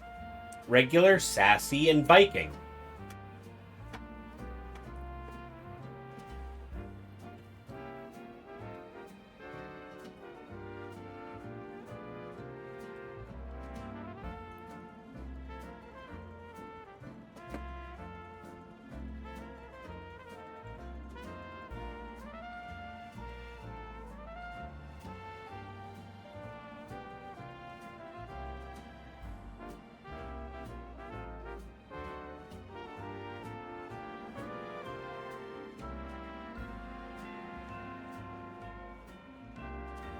I'm a girl who positively adores the Scratch Cat Pokemon.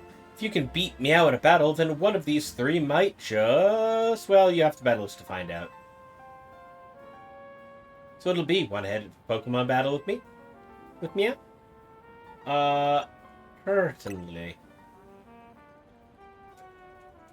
Yeah, talk to Meow when you're ready to battle.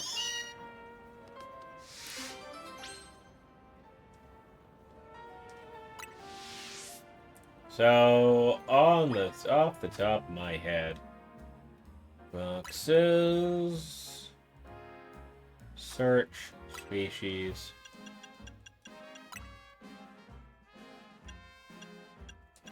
Meowth. The only Meowth I have found so far is the Galarian one. So, yep, I guess if I'm getting one, I'm getting one of the other two. I can has Pokemon battle? I guess. They're Colossum in battle.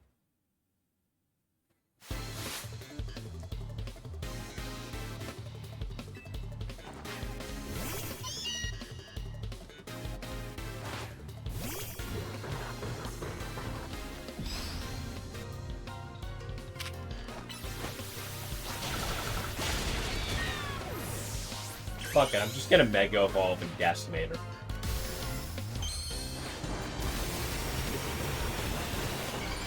Don't need to. She's no challenge. She's no threat. Fuck it. Mega Crab. And that poor Meow. Oh, this one too.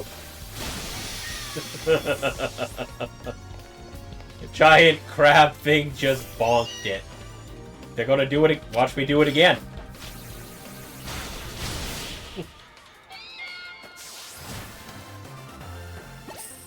Oh my goodness. Impossible.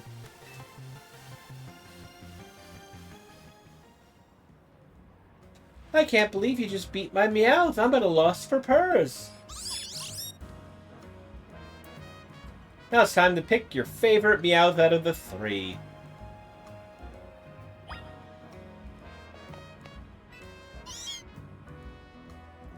You choosing this one? Yeah. So I already have the Galarian one. I just want to get the other one that's not going to be as common to find.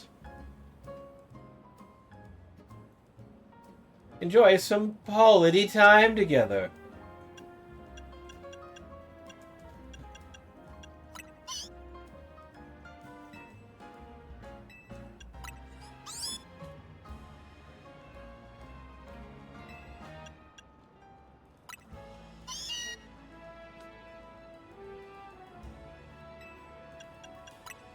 Who's a good Meowth? Someone hungry?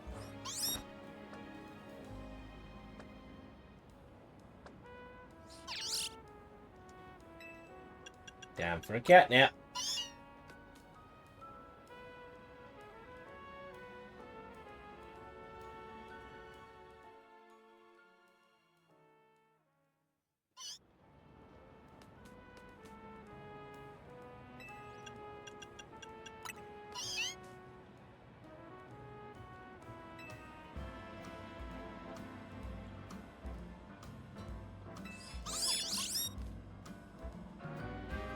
The other Meowth want to play with you too, so come back soon for more quality time together. I see, you don't hand me one, you just kinda make me play with it. Okay.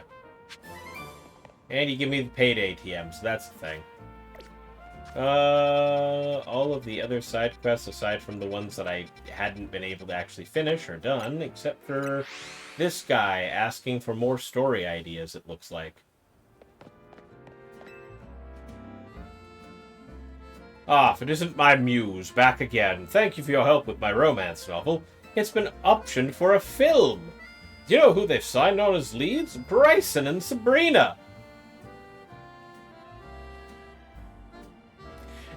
Hot damn.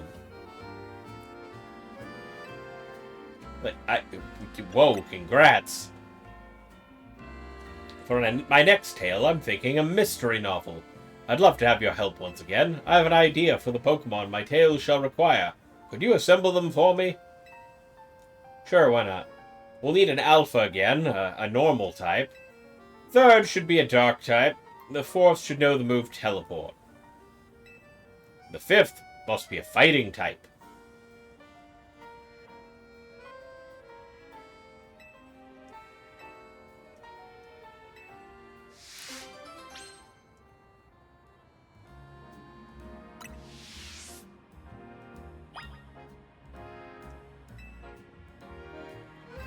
Tell me your list again. Okay, so an Alpha, a Normal type, Dark type, Teleport, and a Fighting type. Okay. So Dark, Normal, Fighting, an Alpha, and something with Teleport. Got it.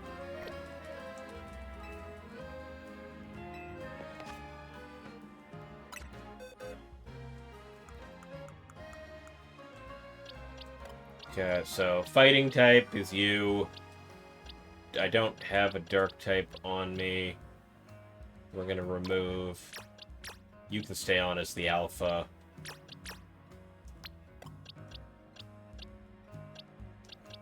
Okay. You're all in box 11. Okay, so I've got the Alpha Pokemon. I need a Dark type, a Normal type, and something with Teleport. Okay,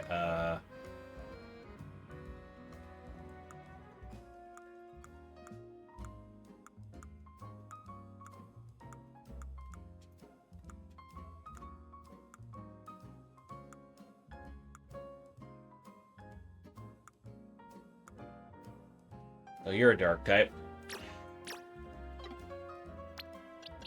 Oh. You're a Dark type.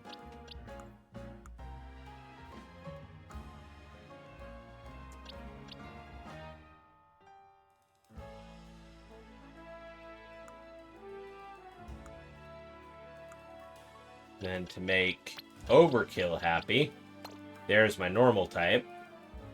And now I just need something with Teleport.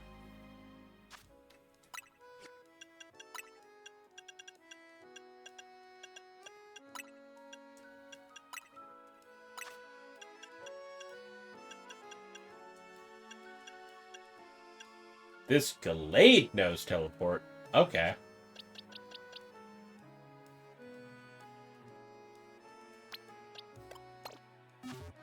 Excellent. Yes, I did. I have brought them.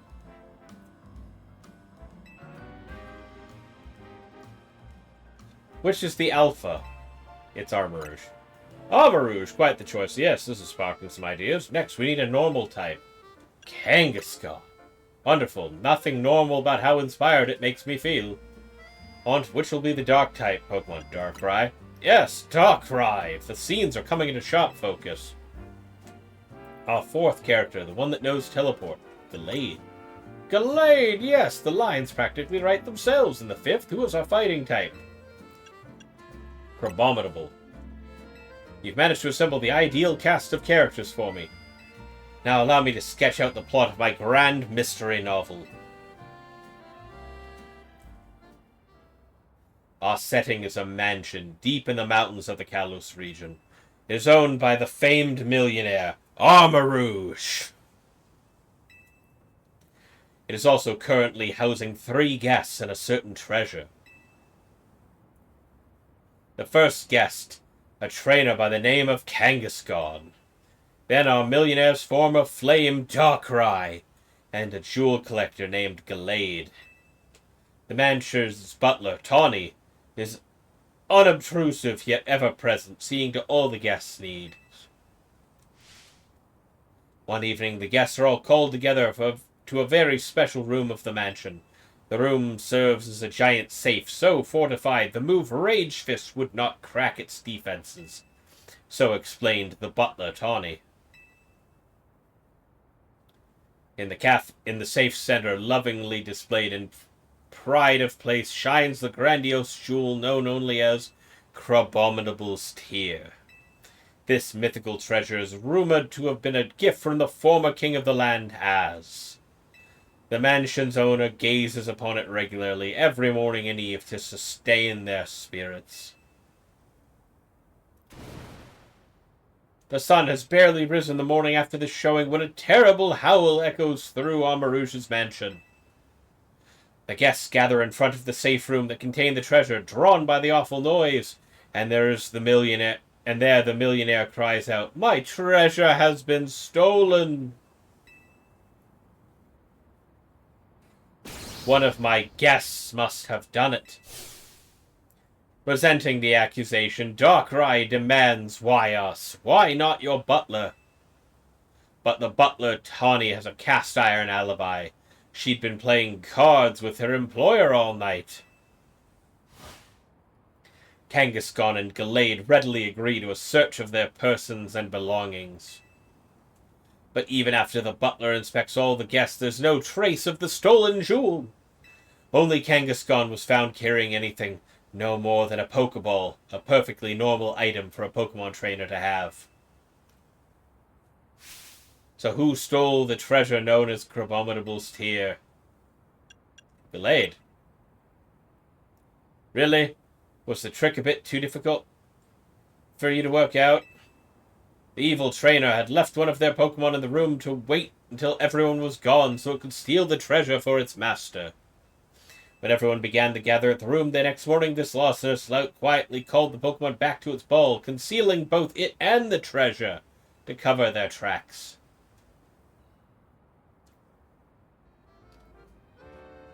Wonderful, isn't it? Such a bold and elaborate setup, worthy of a criminal genius. It's a masterpiece. Now that I think about it, I wonder if I somehow overlooked a weakness in my airtight plot. That would be disappointing. Yet it's all thanks to your tireless support that I've been able to craft such creative novels. You must be my greatest fan, willing to go so far and above and beyond to support my writing career. Show my gratitude, I'd be happy to remix any of my tales for you, featuring whatever different Pokemon you wish to cast. Just come speak to me whenever you're ready to experience more of my masterful storytelling.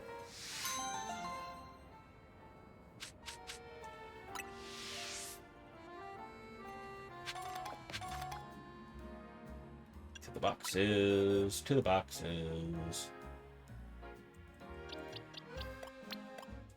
Blade. Yep, Kangaskhan. Darkrai.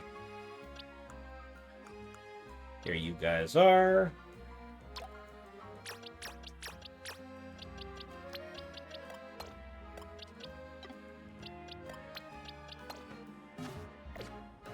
Alrighty. That covers all of the quests, all the side missions in the city. I just gotta find a bench real quick. Speed that process along.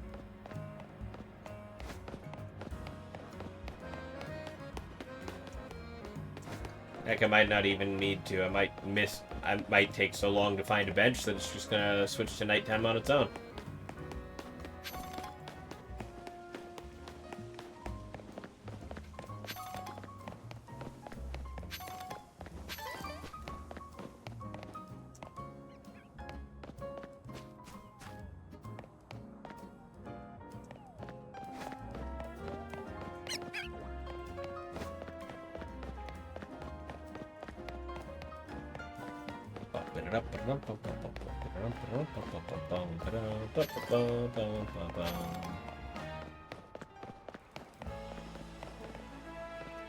There's going to be a bench next to that Pokemon Center one way or the other, so let's go over there.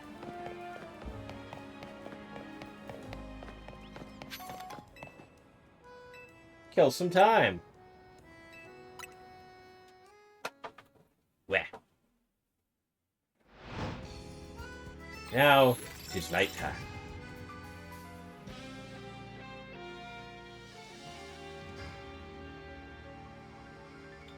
And now we double check what the new distortions are, because you got a normal type distortion that looks like it has Persian, Sproink, which I don't have.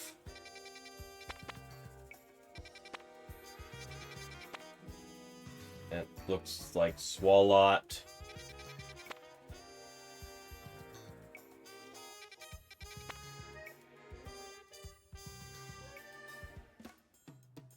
I'm not sure what that is.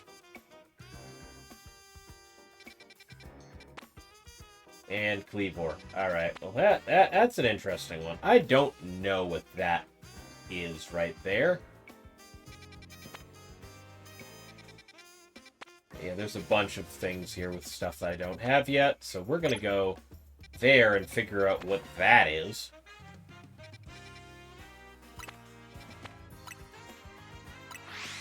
I may have to make some better donuts sooner rather than later, but... Is it up there? It's probably up there. Yeah, it's up top, isn't it? Yeah, 100%. Where is the nearest ladder? Because I need to root up.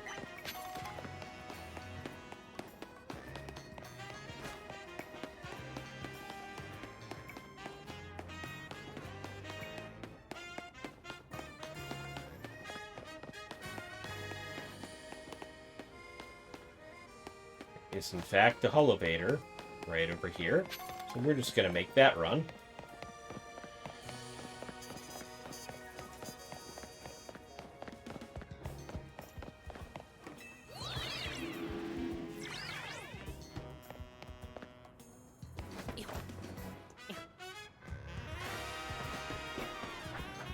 Just didn't take me high enough.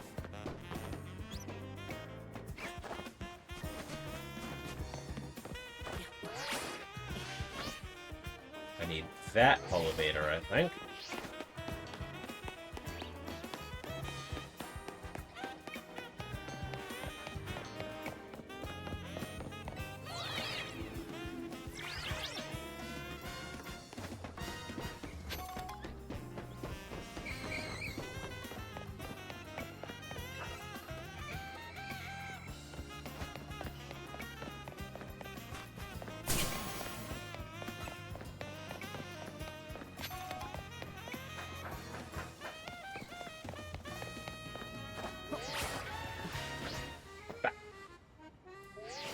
Well, that was not the greatest use of my attempt, but alright.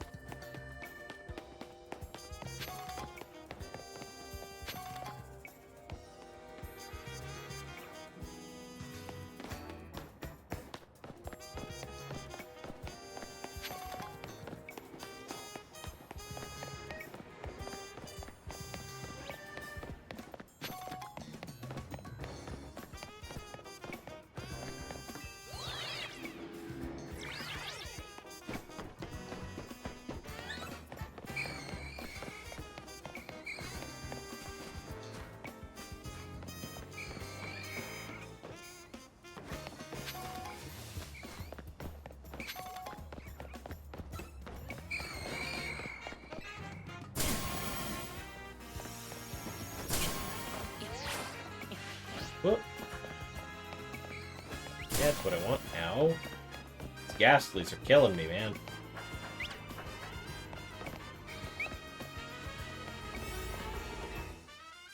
Alrighty, so we've got we've got this distortion. I'm going to bring that down to level 4 donuts instead of using up my level 5 ones. What is that?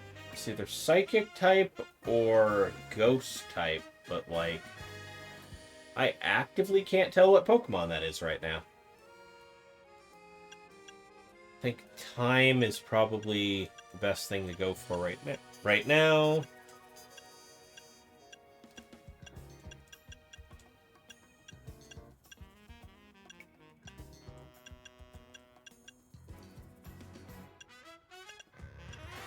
That's a shiny hunting donut, so I don't want to use that up. This one, item power treasure, move power fighting. This one's mega charging power, item power berries. I do want to use that, though. 9 minutes, and I can get a bunch of berries out of this. This is a large distortion, too. Yeah, let's do that. That'll give me some bonuses.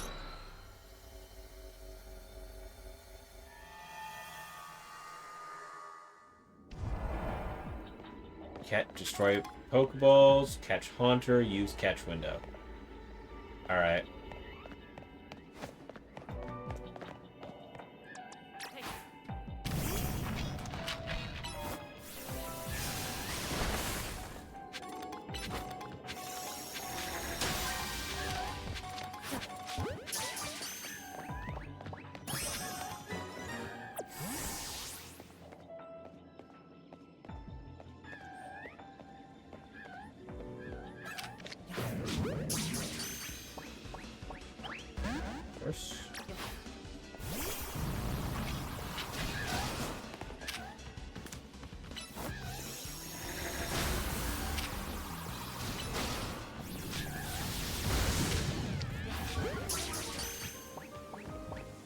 There's my catch window. Was that Pokemon that I didn't have yet? Cofagrigus? It might well have been.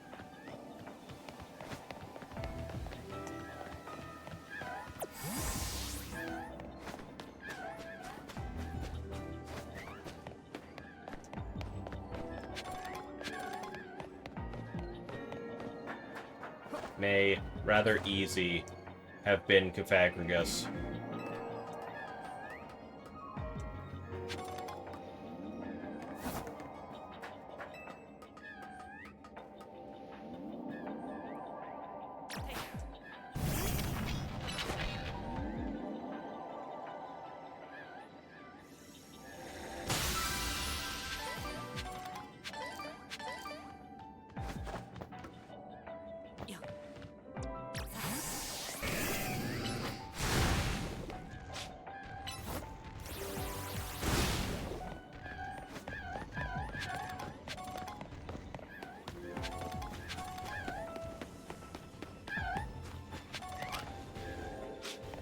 I hear it. Where?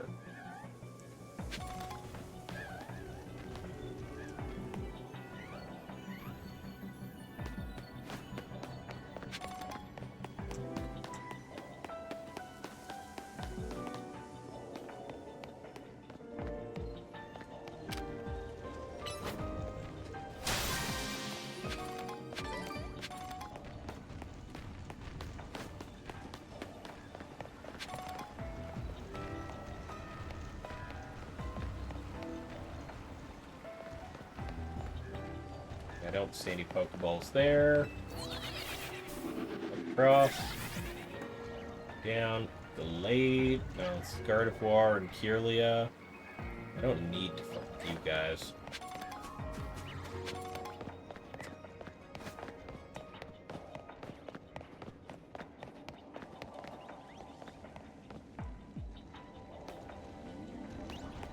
Chandelure I already have.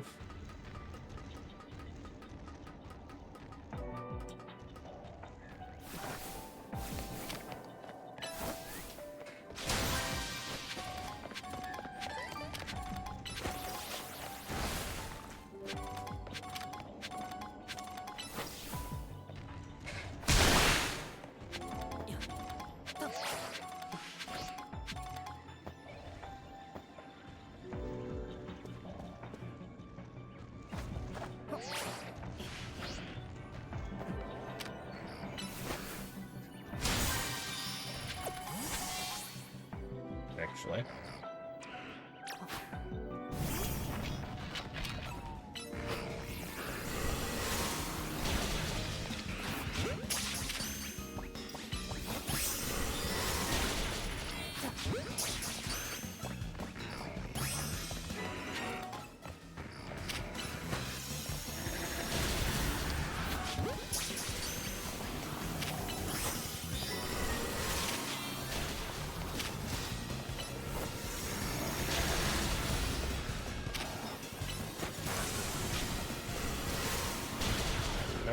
Bonus ball has appeared somewhere.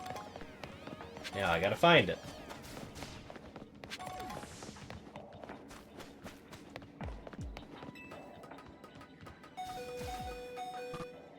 Shoot, Armor is about to drop dead from status effect, isn't it? Yep, sure is.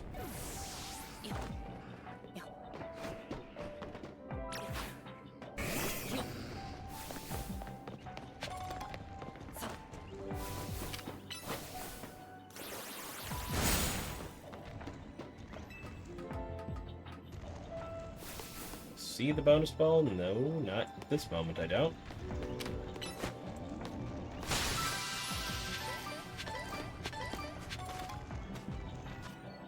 Satchel.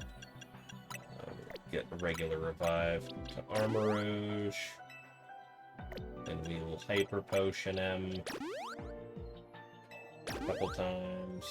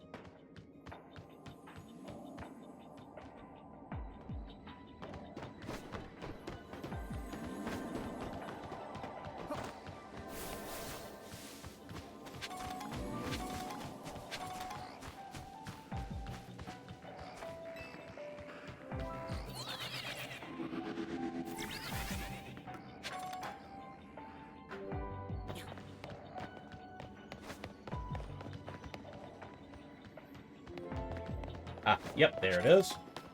Both of them. Let's go. One.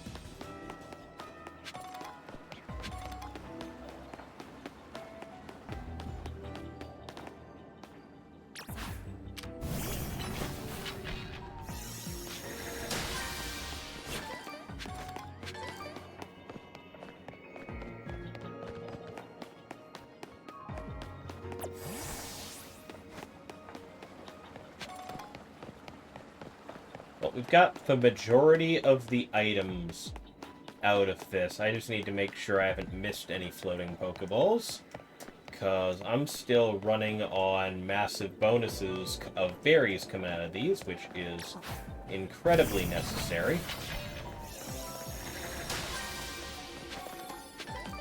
Because a good stock of berries is insanely important.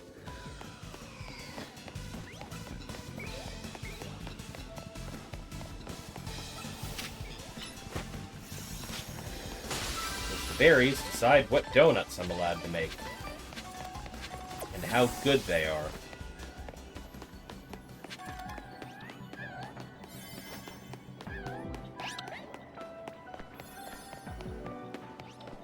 Oh, jeez. Okay, well.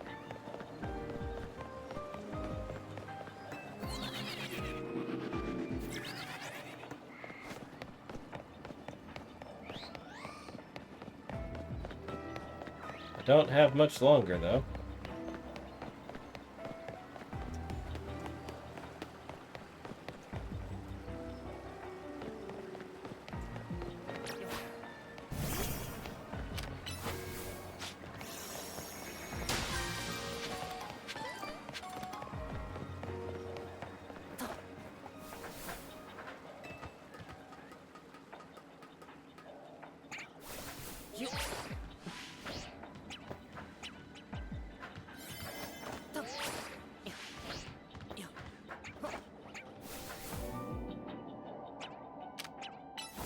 Shoot it. Yeah, we sniped that. Wonder if I actually got the items for it, though. With how tight that was to the timer.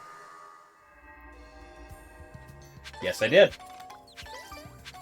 Hell yeah. Alright.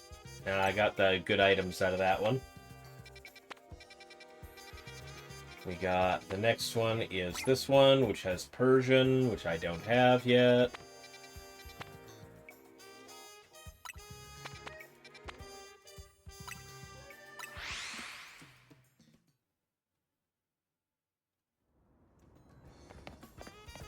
Every single one of these on the rooftop.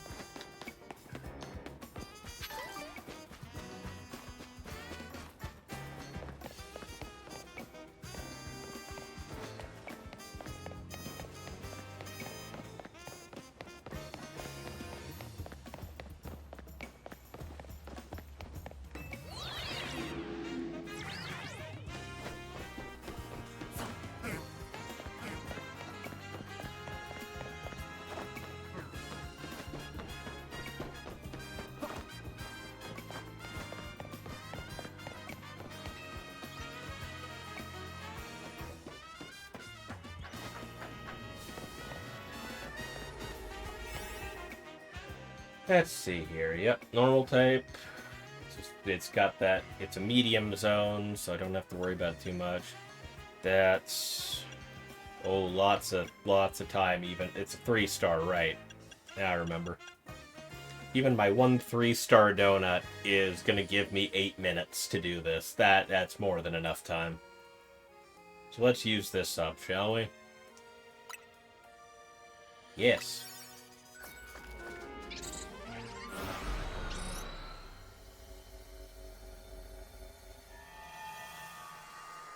Don't get cocky?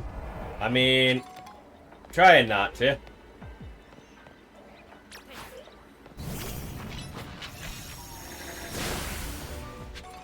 Destroy Pokeballs.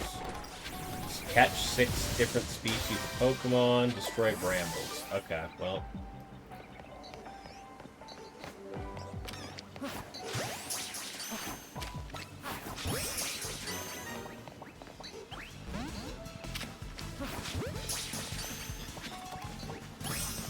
Yeah, well, that's all I needed out of you guys. Y'all gonna attack me anyway? Well, never mind. What's that? Oh, that's a lot funny. Oh no. Engineering. Hey, stay in the ball, would you? No, you're not gonna be that helpful? Well.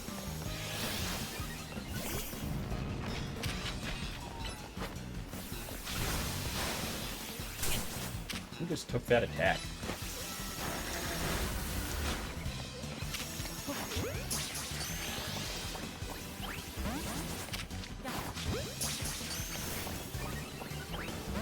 Well.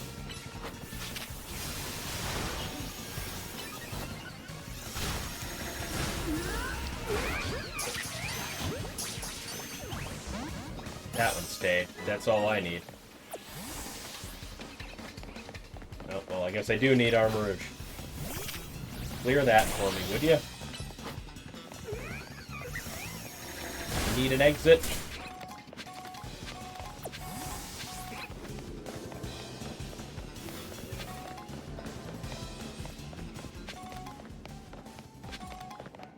Fine, what do we got around here?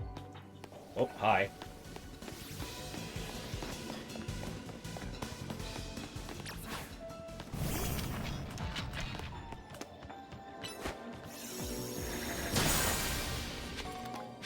All destroyed.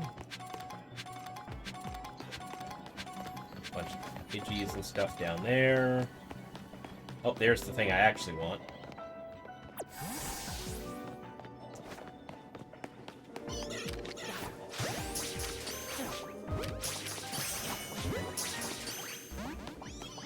Okay, well, that's that.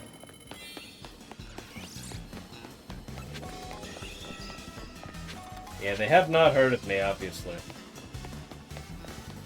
Back. Whoosh. I'm going over here.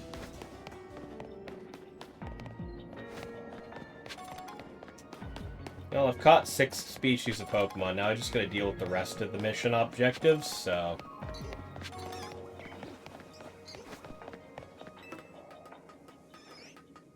And need brambles, which I haven't seen any of so far, so that... Those are on a rooftop somewhere, right? Oh. Speaking of also, there's the item thing.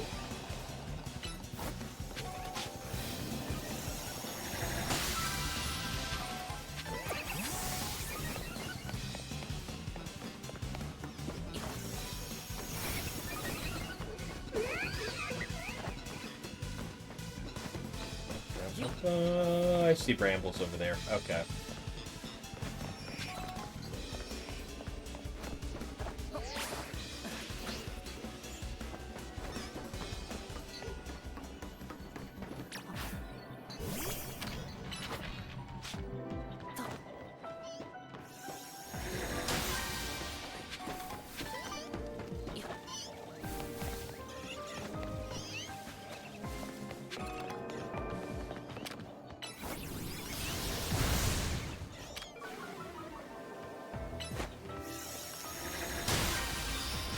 How you doing, Beck?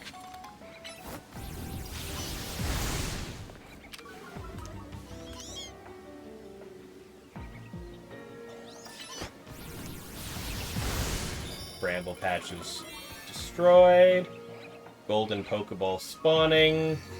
Whereabouts is the bonus ball?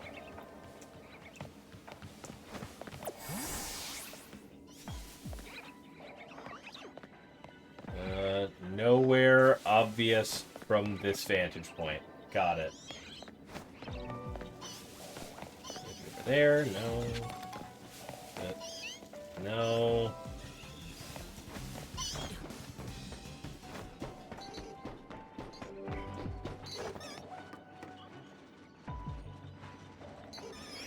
No. And there's always the possibility it's over here. See anything? Well, there's that one. That's not what I'm looking for, but that'll also be a thing. Watching the Minecraft movie? Nice. I went to go see it in theaters because my daughter really wanted to, so... It's an okay movie.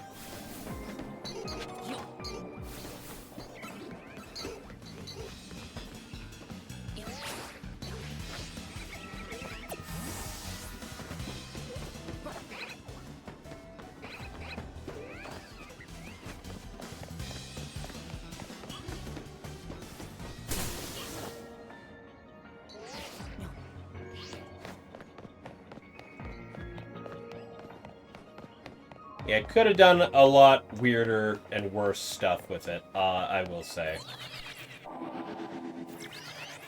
Ah, hi. There you are. Hiding in the fucking doorway on me.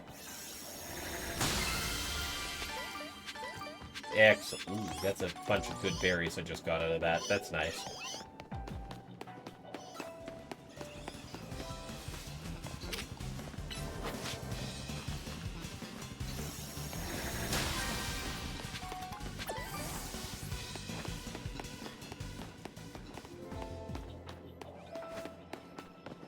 Yeah, pretty alright movie. They could have done a lot worse with the concept. I mean, realistically, it's Minecraft. You could do whatever the fuck. So...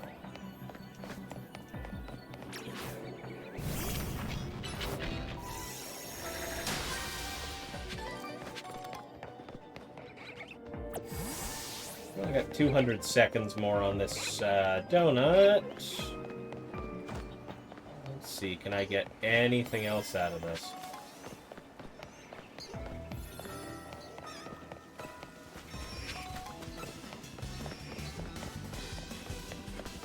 I think I've gotten most of the item drops out of this, so I'm happy. And I got the one Pokemon out of this I actually was here for, so we're all good.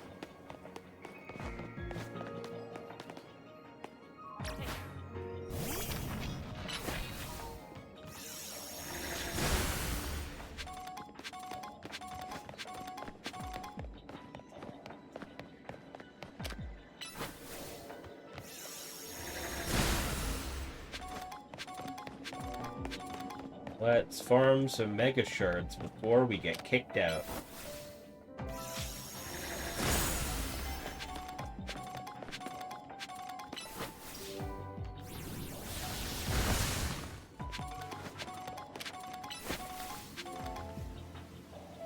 Yep.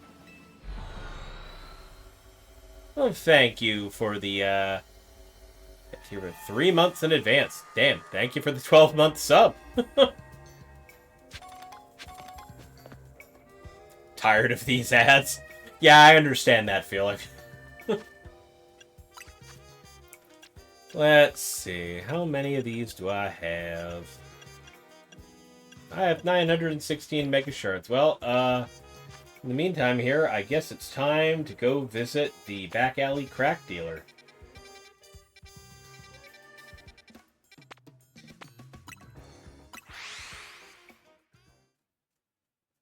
Get some items from him. Wait, what? Yeah, that's just what I call him. Because, he is in a... Oh, hi. Yeah, first and foremost, let's get rid of your ass.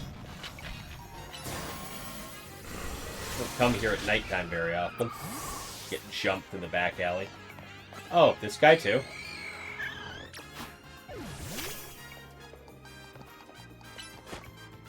Get jumped by ghosts in the back alley.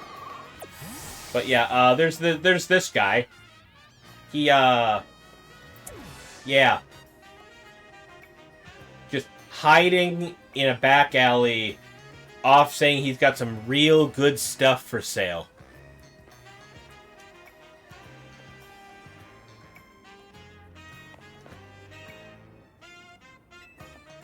And then he just sells you TMs. And feathers.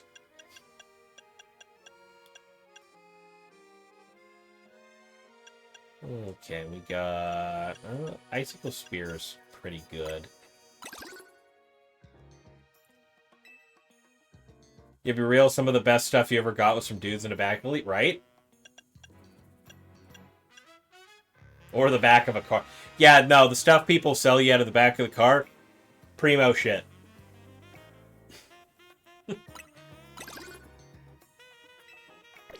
Had a guy offer me an air compressor out of the back of his car one time.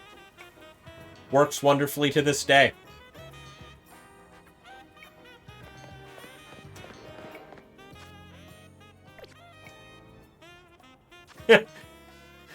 Bicep. Nice. Yeah, let's see. So we got that stuff out of that. Sproink, I don't have yet. Where's the other one? Oh, that's different than it was earlier. Oh, that's a large zone. Okay.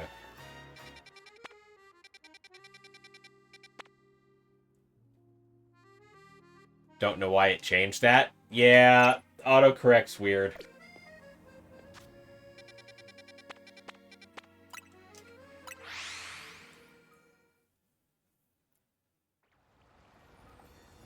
Like, my autocorrect on my phone changes real words into other words a lot.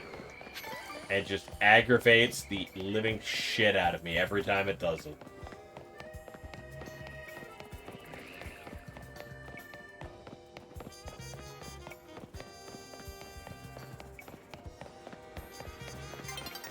Oh, dawn is approaching. No, I need to get over there. Not like I don't have time, but there's a time limit now.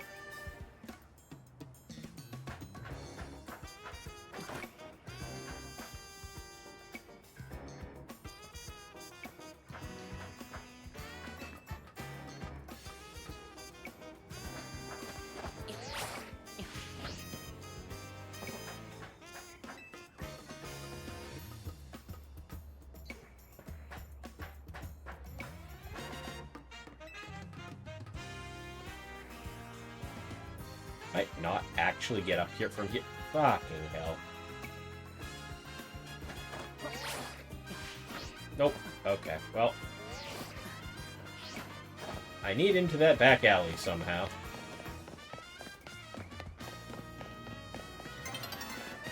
Where's the entrance?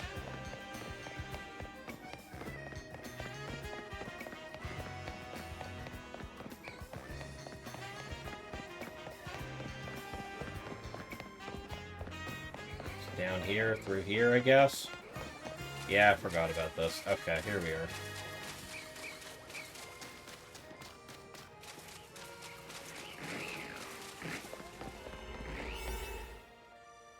One time you got an Epson HD projector and 2 Game Boy Advances from a dude out of the back of a van at a Kmart.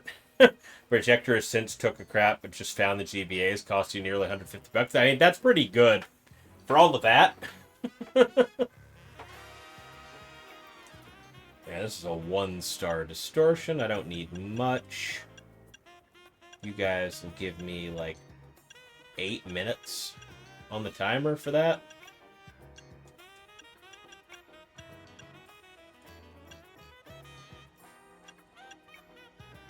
That's all I need.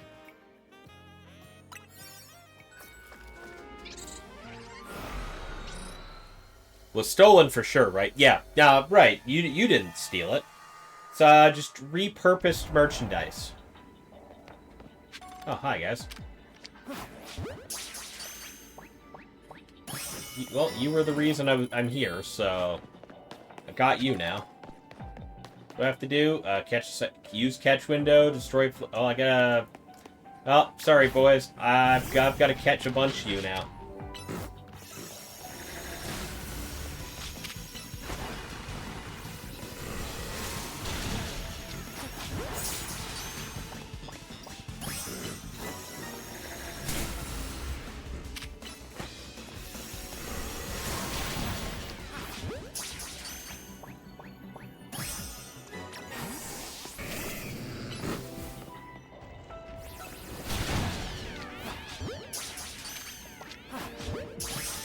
Alright, destroy floating Pokeballs, and I am done here.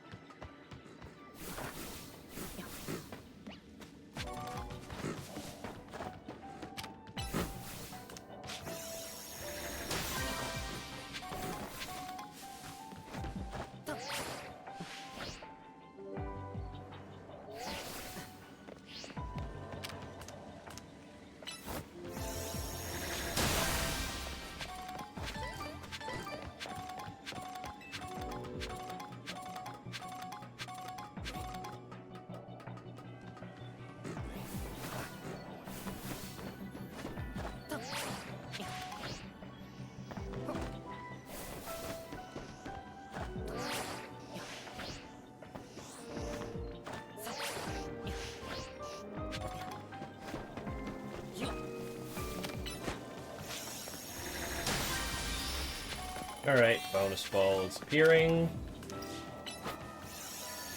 And the question is where?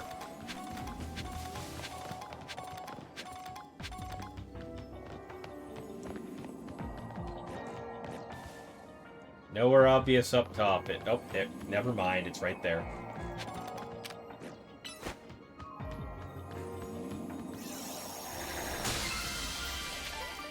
Really getting into, fixing backlog of broken consoles. Understandable. No good to you if they're broken.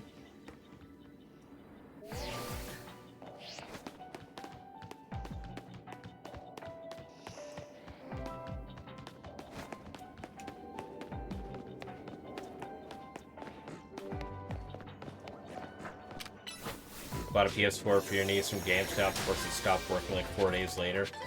Yeah.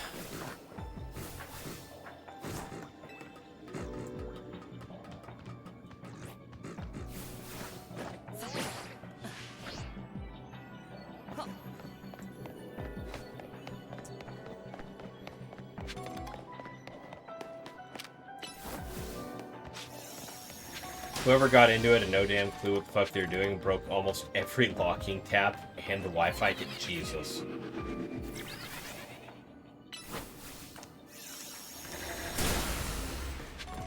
There's one right there. Oh.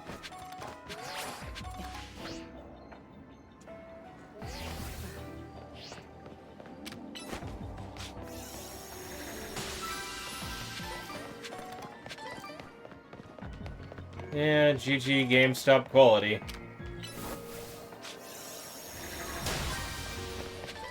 Could be worse. Could have bought a PS3 and found out immediately that the Blu-ray drive was busted.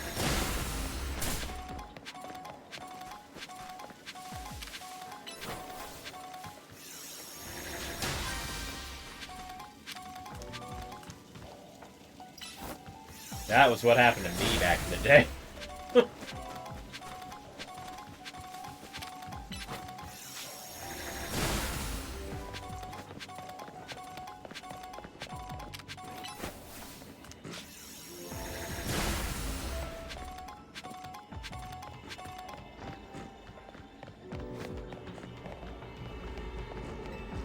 You got the parts, though, and even replaced the HD with an SSD now? You're just waiting to... Yeah, you'd be livid? Yeah, I bet. Wasn't fun. I had to take it to another shop, get that replaced. The cheap PS3 I bought online suddenly turned into a $250 console real fast. Your old PS3 is a glorified DVD player now? Yeah, I understand that. Mine is down at my feet right now.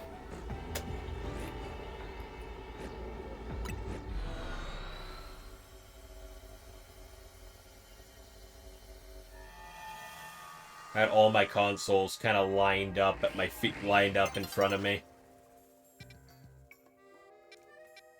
I think the last one, there was another one of these I wanted to get into before the time ran out. And I think it is right there. So where am I flying to get there fast? This one. Nope. It is not. Which sucks immensely, because at least then it would have been worth it.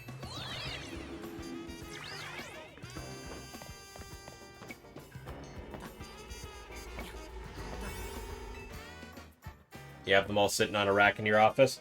I have the majority of my consoles all hooked to this television that I'm playing on currently. All set up on an HDMI switcher, so whenever I turn one of them on, it flips to that channel.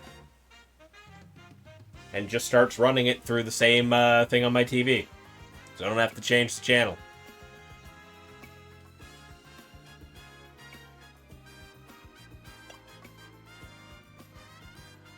Let's see, we got... This is a 4-star. Okay, so I need at least a 4-star donut. It's a large zone. We've got item berries. Item power berries is pretty good to have. It's only 4 minutes in the distortion, though. That's not going to be enough for that. These are all going to be short amounts of time. Not using that donut, because that's my shiny hunting donut. But treasure and power cons... Yeah, let's use this one. Get me some more time in here. You don't have them hooked up, except PS4 and the Switch to an extra HDMI. I'll run through your 3D monitor and the capture card. Nice.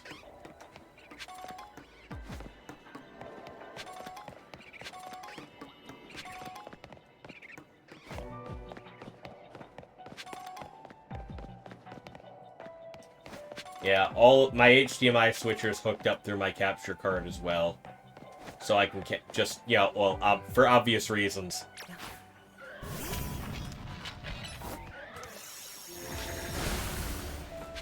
Makes it a lot easier to stream things.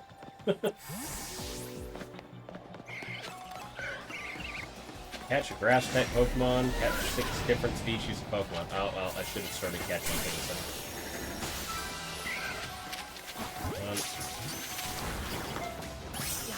I caught the Roserade, damn. And the Roselia.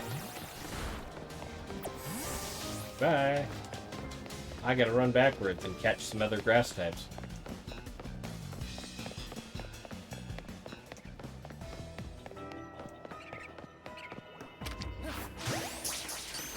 Ones that don't fight back. Trying to target you, damn it.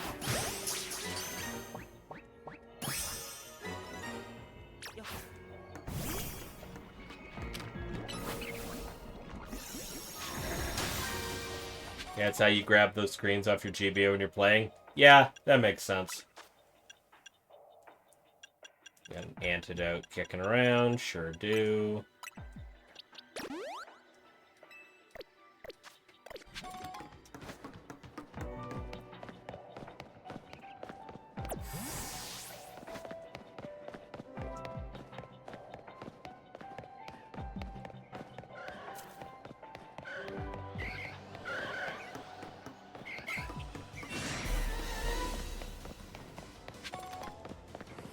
Hello, Mel.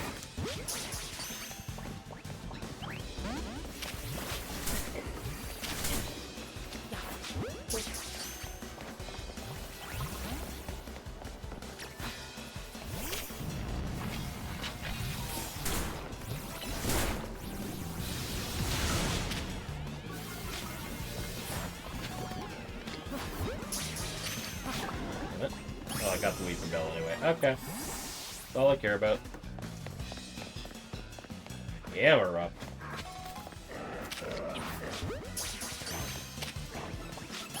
I got 6 now.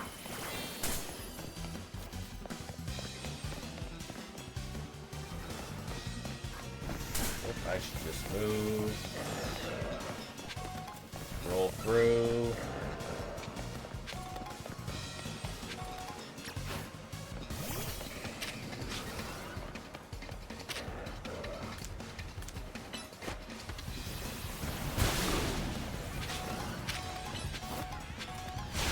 You move.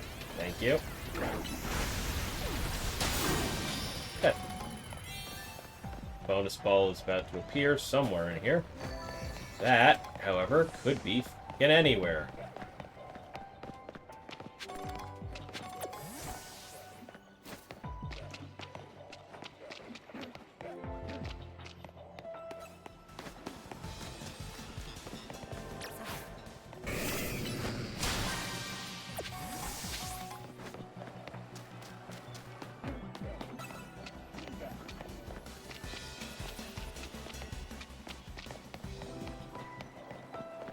Oh, okay. Well, it could also just be right there. Okay. Modding scene is doing incredible things with 30-year-old tech now. Yup.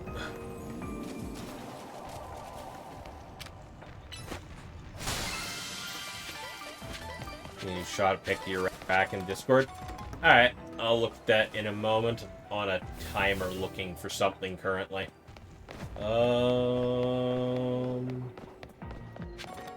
There's the one last thing I really need is that one Pokemon I actually came in here for. 1 or 2, actually. I think the Evolved form's in here, too. Based on the, couple different images that were popping up.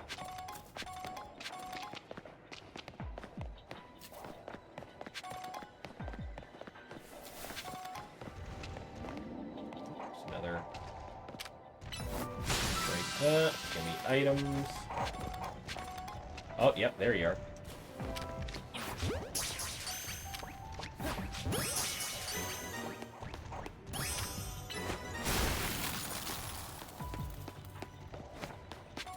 No evolved for me, you guys in here?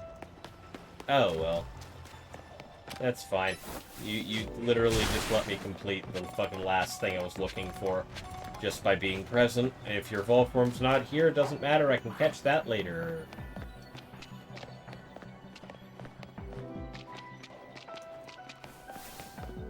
I guess we go back and search through. Let's see. What else is in here?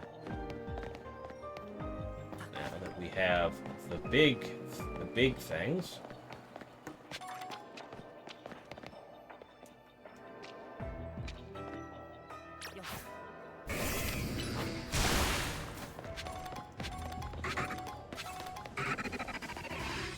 Poketus. Nope. Oh, there is one right in the corner.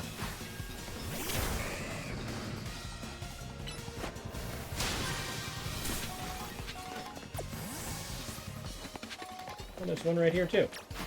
Almost missed that.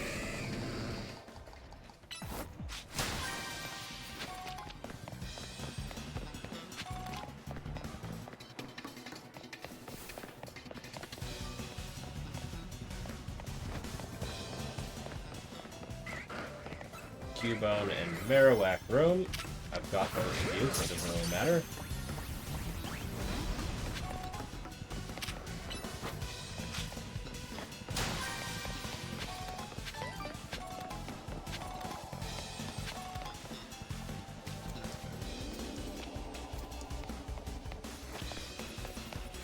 Yeah, but usually when you go looking for balls in dungeons, you don't get rewards.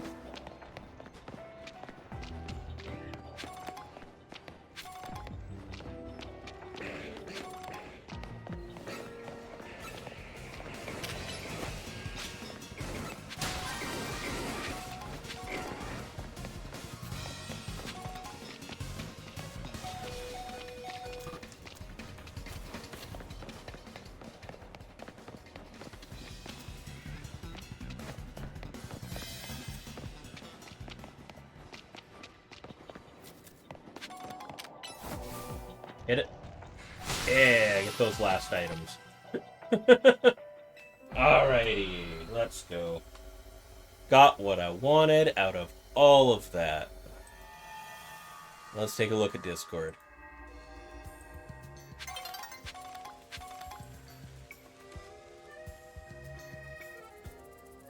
Oh yeah, I see the console set up on the rack.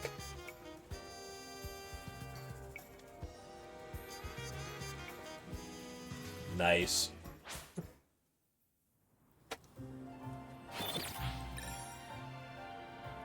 And the Game Boy Advanced.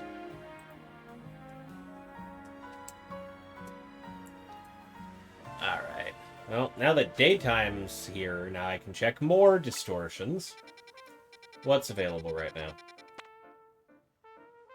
That's Corviknight. That's Corviknight. That's Berserker. Don't care as much about that because I've got the unevolved form anyway. Got Rookity, so I could evolve that too. You gonna mod the heck out of that one? Yeah. Got all those. Got all those. That. Got that. That's the other one that was missing just now. In a medium zone, though.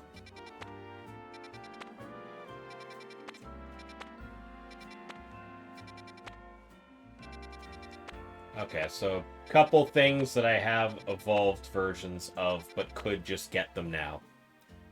Ordered an aluminum shell? Nice.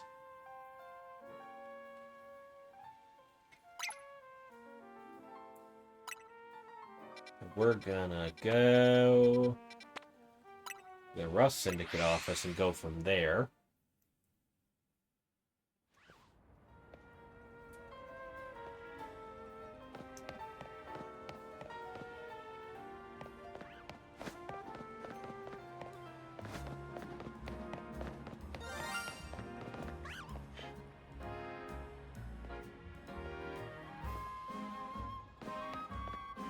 That noise.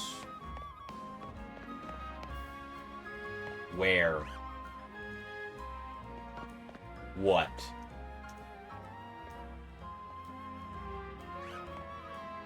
Oh, that's gonna railroad what I was planning. Okay, it's not you.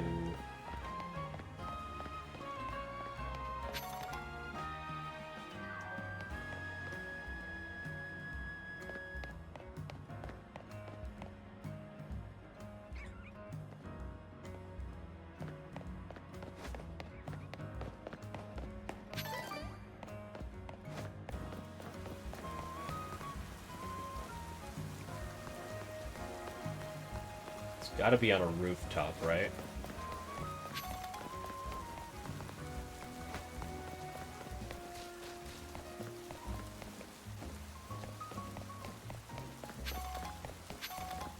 Don't think any of those would have spawned in just yet. Got the black Dreamcast from Japan for a bodybuilding. Wow. Modded and painted by Hideki Sato. Ooh.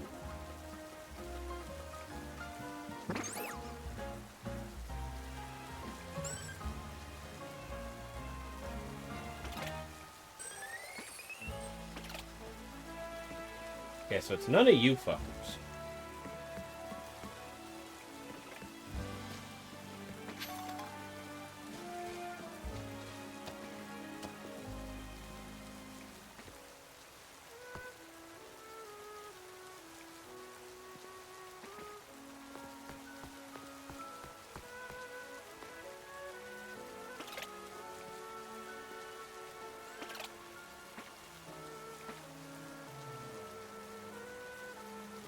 You literally just walked up to the tournament because the girl you were with wanted you to enter. Yeah, that makes... Oh, never mind. I found the fucking thing I was looking for. That it is over there. Her ex was in it? Ah, well, yeah. That makes sense, honestly.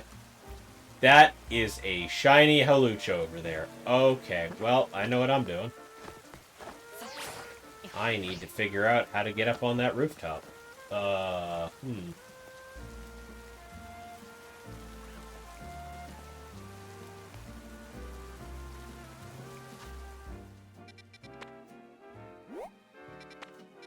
I need over here.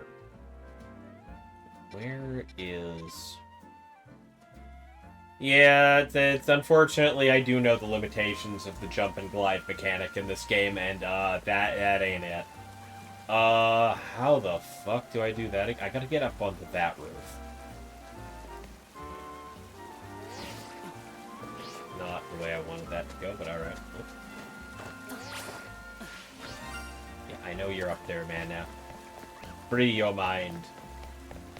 Free yourself of the shackles of logic. There's gotta be a thing down here. That was the thing I was looking for before. Okay, well. Gotta get up here somewhere. Probably right here.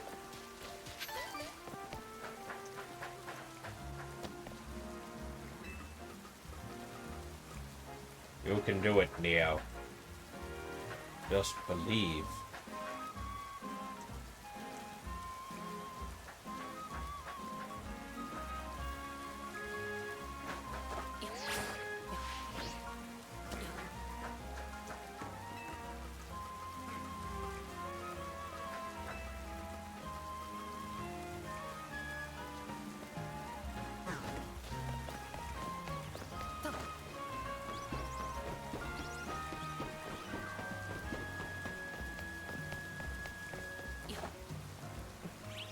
And it's over there. So I just need to get up here.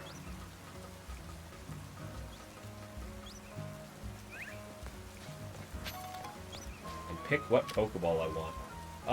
That's probably best in a Luxury Bowl, I'd say. Yeah, just prep it now.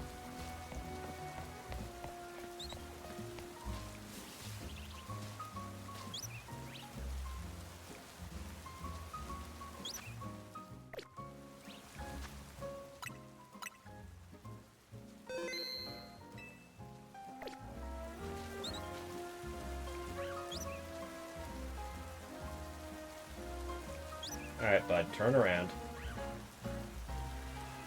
So I'll drop down and sneak. Hopefully catch you unaware.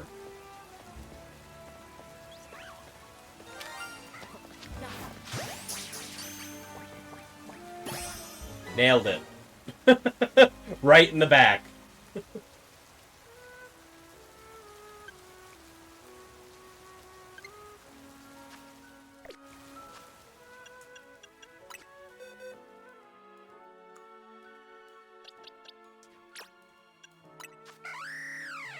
Yup. Alright. Solid Snake would be proud, right? Okay, now we can actually go to the distortion that I was headed for.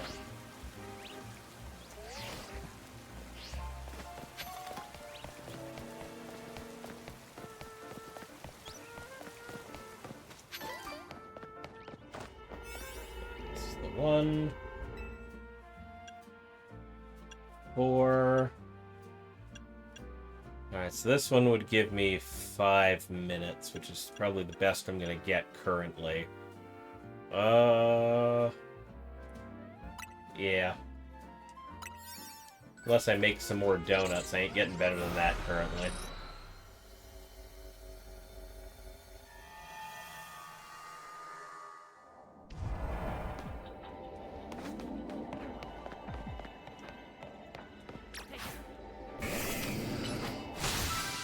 Sparkling object, destroy piles of sludge. Okay. And there's some sludge. None of y'all are your evolved form. That's unfortunate.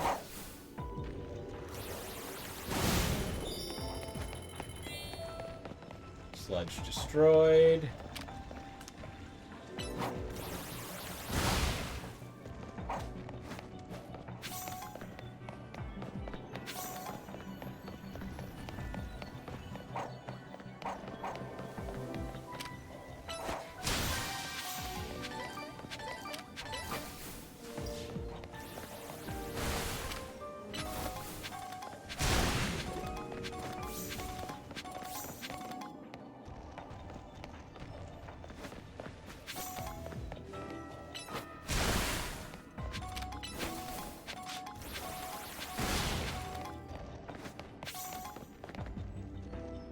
Here. Oh, there's a big one up there, though.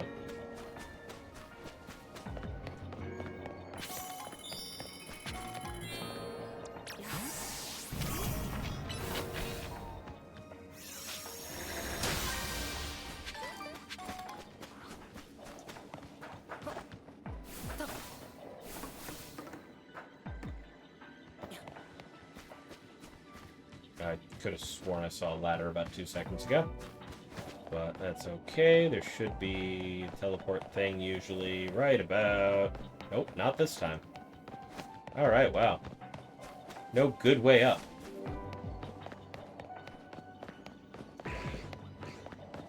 Hello, Dragalgi.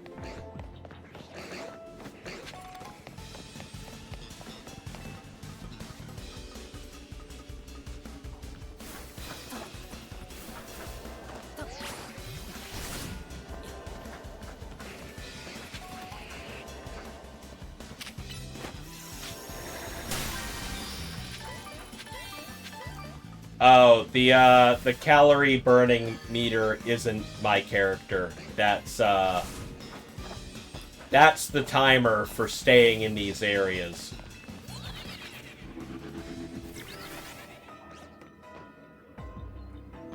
It's the Pokemon that is keeping the rift open burns calories to do it, and the longer you're in here, the more calories it burns. So the more filling the donut you feed it, the longer you can stick around.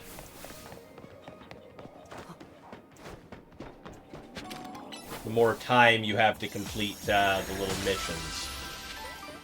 I need that. That's what I want. I see the bonus ball, but I also see the thing that I was looking for.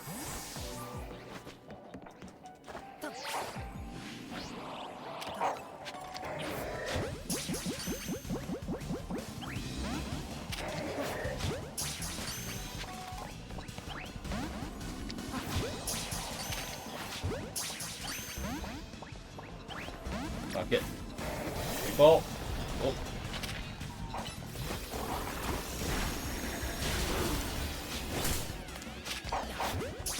Down. Throw it up.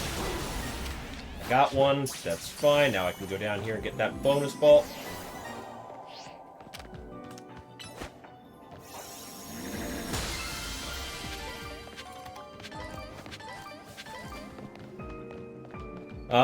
Get your dude some ribs, a nice steak, spend an hour in there, right?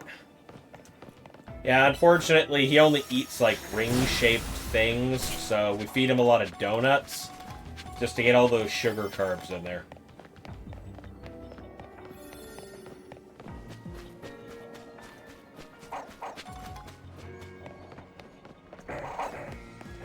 Got you guys now. I don't need you now.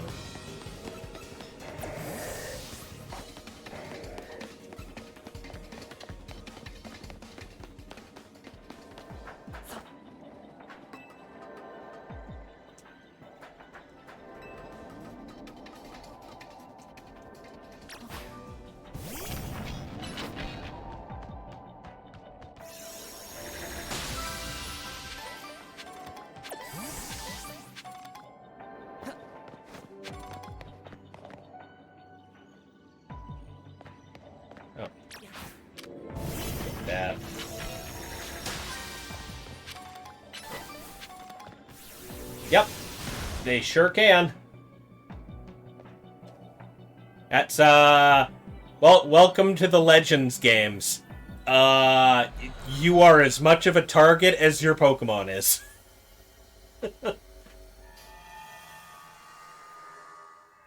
The wild Pokemon do not give a shit. I thought the whole point of digital cockfighting was that you had to stand at a safe distance. I mean, sure. Some people do. The Legends games? Nah, you're at risk at all times. Your Pokemon ain't the only one doing the heavy lifting. You got a dodge roll.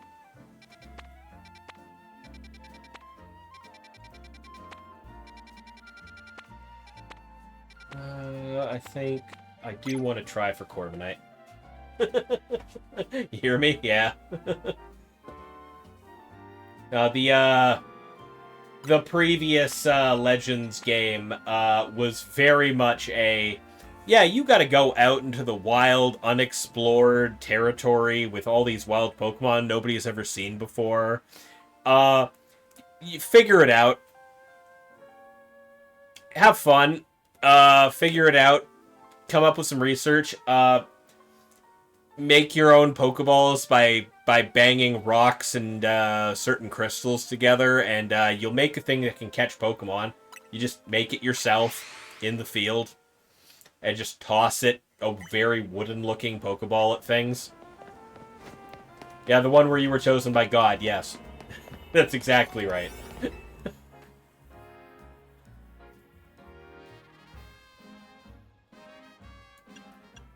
Where God actively yoinked you out of the future and dropped you in the past so that you could get dicked around by a bunch of people who just didn't care and were ready to throw you out on your ass at a moment's notice.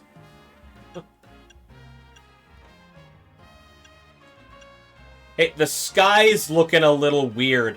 Boot this kid out of the town.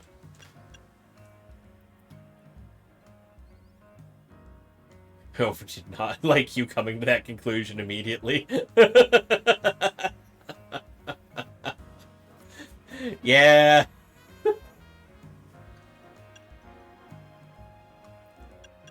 That's it. I knew the dudes were bullshit. Yeah. Yeah, that's just the end of that game. Hey, you know how you've saved our asses and literally been stopping all of these little cataclysm-level events going on?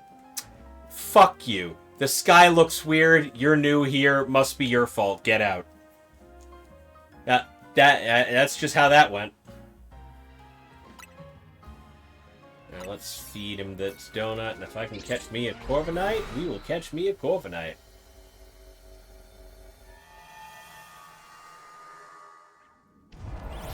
hello.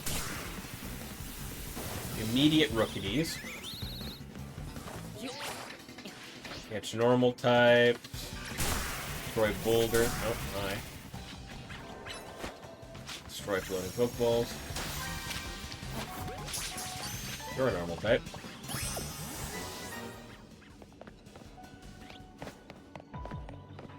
You're not, apparently. Right, Rookidee isn't. It's one of the very few base birds that isn't a normal type.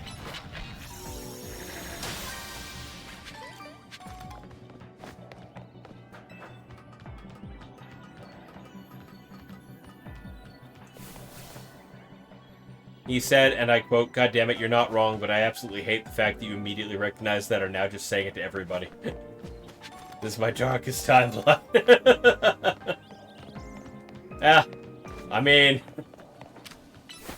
you're absolute. That's literally the first 2 minutes of the game that they do that. Not exactly a startling revelation to anybody who's seen the game played for 5 seconds.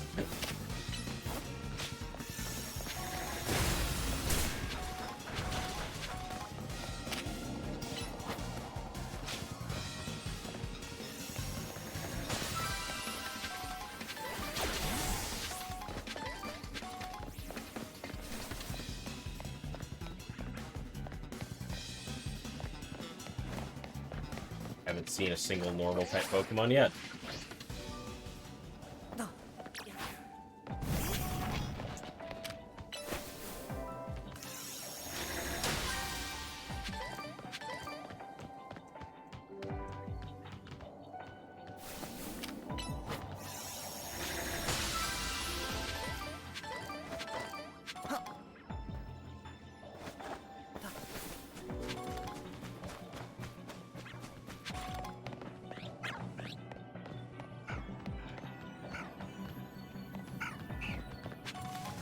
We got boulders, so I'm gonna go break them.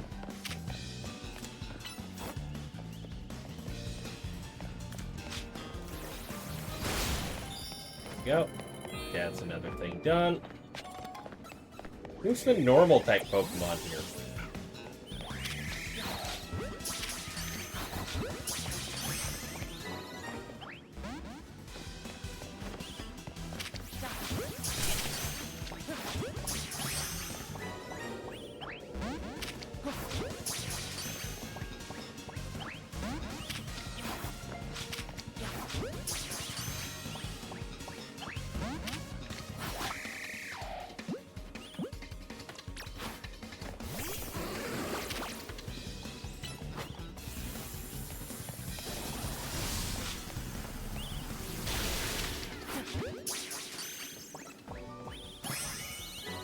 I didn't have Burb Squire yet. Okay, cool.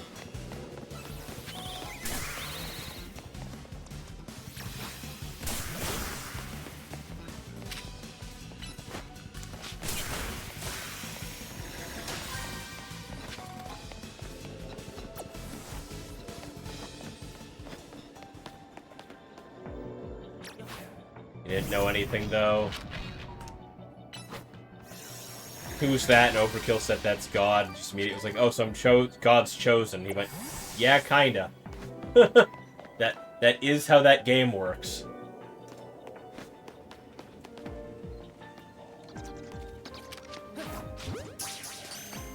And no, you're flying type, so.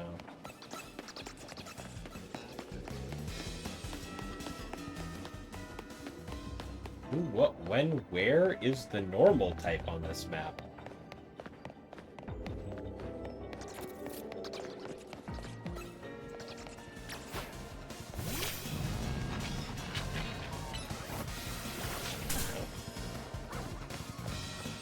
Bro, could you, like, figure your shit out?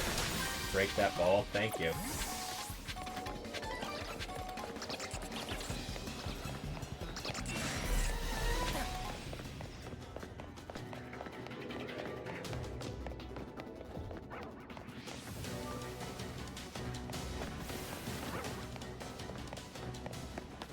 Yeah, you got bored with it? Yeah. a lot of people's big complaint about that game was it kind of roadblocked you with stuff.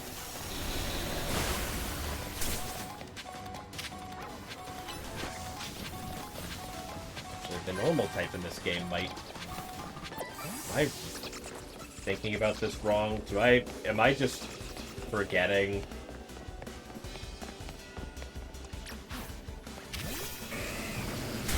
Can we get the fuck out of this? There we go.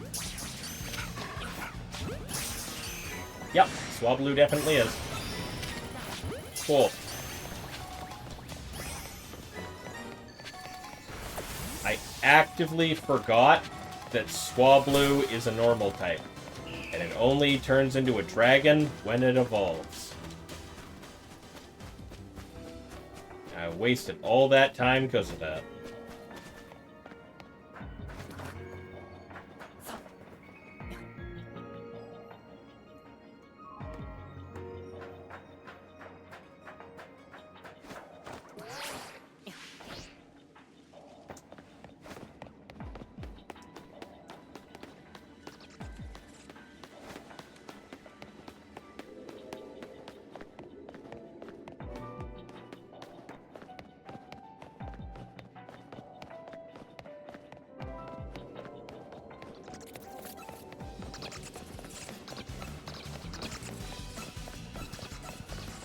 Nope. Don't see shit. So, we're gonna get up to the rooftop. And there it is.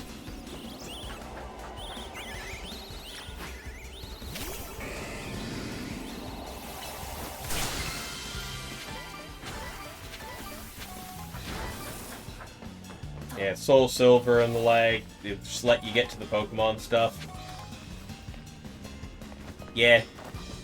Nah, the thing with the Legends games is they're very much a more story-oriented experience. So it kind of railroads you into actually doing storyline before it'll let you do much else.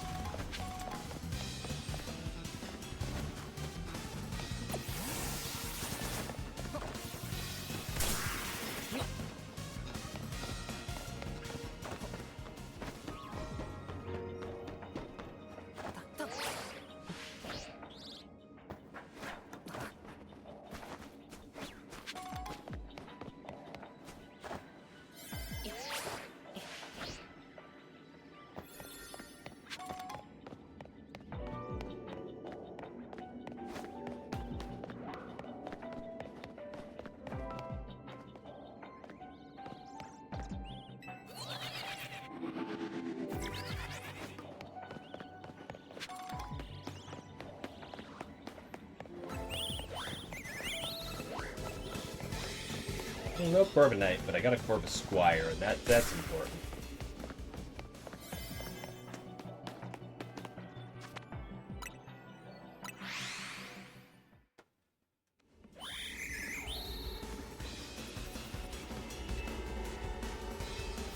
Yep, let me out of here.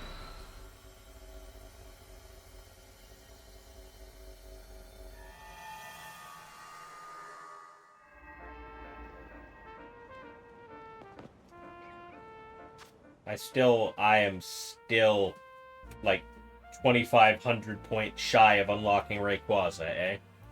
That's like one single, that's like one single distortion worth of stuff. So that's fine.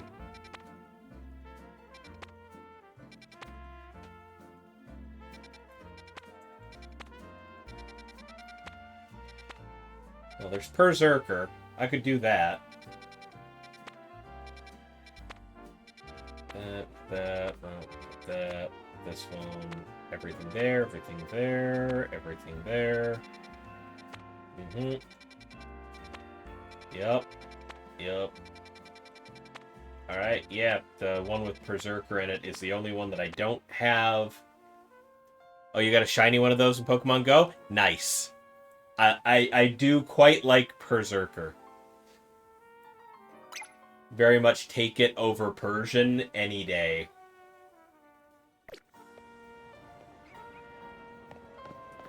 Ooh. That's pretty good. That means it's, that means that thing is, like, the top 3% of its species, stats-wise. IVs are the innate, values that a Pokemon has that affect its stats that, basically give it a little bit of a stat advantage over other Pokemon of that same species.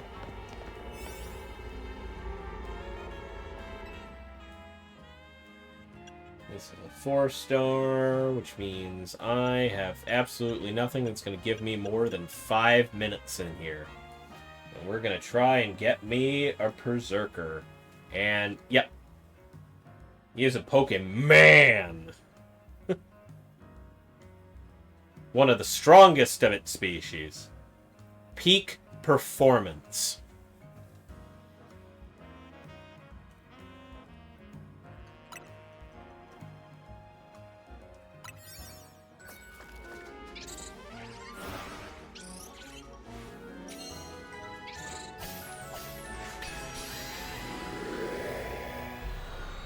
Alrighty, now let's see, where can I find Berserker? You demand the best. Sparkling items, well, catch an alpha. Well, usually when it says catch an alpha, there's an alpha spawned immediately nearby.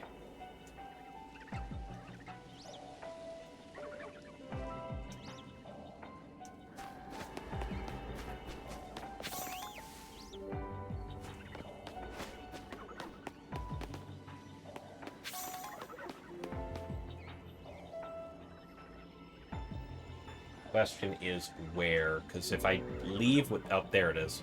That's pretty obvious alpha. Just gotta say. I probably should have noticed it faster.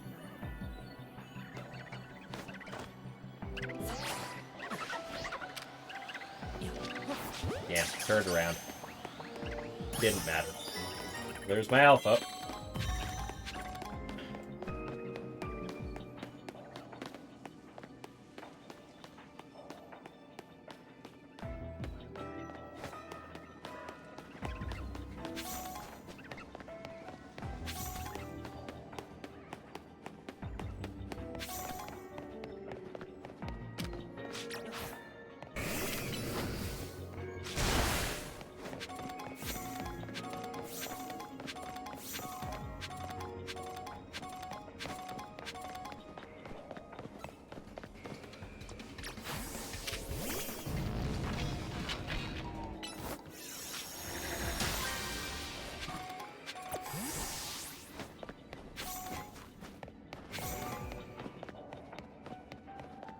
Even meaning to ask, there's been a bunch of talk about how a bunch of Canadians... Oh. Mostly Alberta.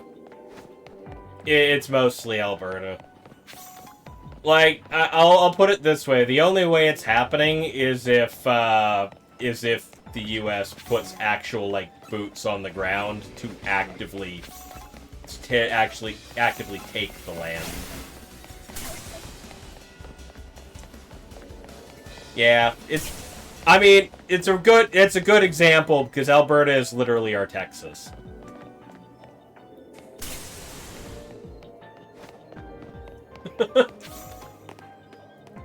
Like, legally speaking, there is not actually an avenue for them to leave. Not in the same way that avenue exists for other provinces anyway.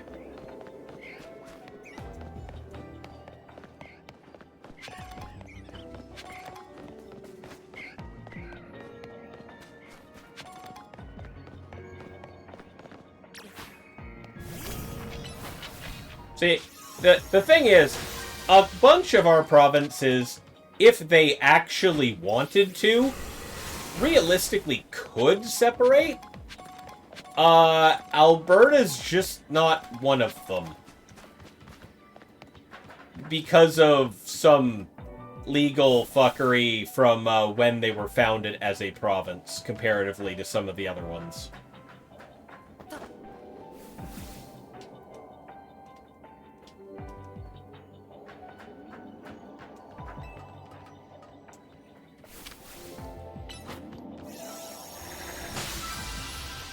Yeah, there's definitely a legal way to do it here if a province really wanted, but, like, it's almost impossible to achieve, though. Like, first you need to get a bunch of signatures on a petition, then you need to actually, get enough signatures on a petition to start with, then it goes to a vote for the province, that then has to get, like, over 70% of the vote to, even start the procedure. And then it requires the remaining provinces to vote in majority to let them, and that's not gonna fucking happen.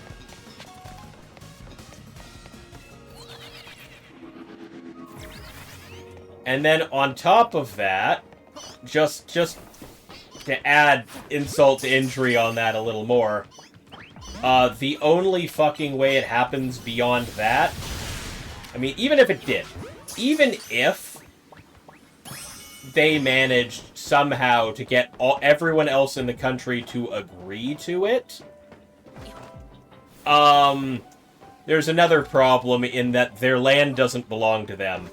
And if they separate, they lose, like, 70 to 80% of the province.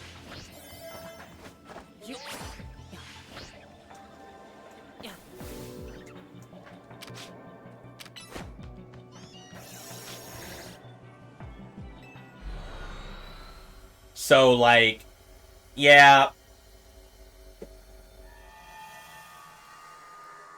And, like, even then, it's kind of questionable if they have the ability to go through all the legal proceedings in the first place, because technically they did not exist before the Confederation of our country. Yeah. It's just stupid posturing from, and quite frankly, the Premier of Alberta is the one of the least popular politicians in the entire country right now. Mainly because she's just a lobbyist for oil execs that got elected.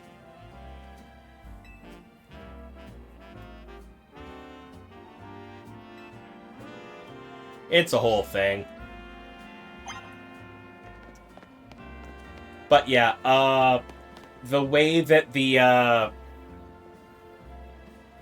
one of the major, I think, differences between Canada and the US, aside from, you know, us still having a relationship with Britain legally, and you guys just separating entirely, is how we dealt with our natives and the First Nation, or First Nations as we refer to them. You guys kind of forced them out. We made legal deals with them. And, like, most of Alberta's land is technically belongs to the First Nations tribes. They just grant Canada the right to be the caretakers of it in exchange for a bunch of stuff. And so, if Alberta were to separate from Canada, all the deals that were made with Canada for that land suddenly become moot, and all that land goes back legally to the native tribes. So,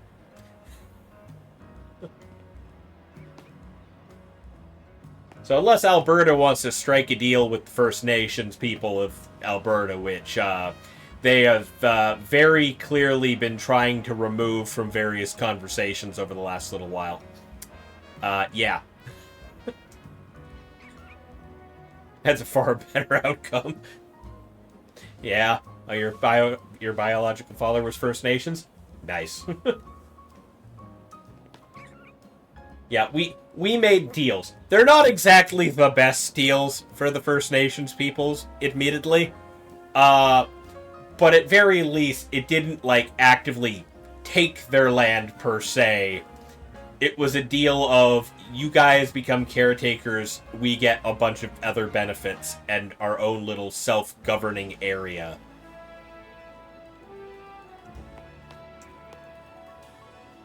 That is a horrible oversimplification of it, but that's I am no expert, and that is about as far into that as I want to go.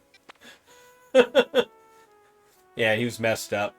As a young kid, he got to see the community and such, and that's how it screwed him. Yeah. Yeah.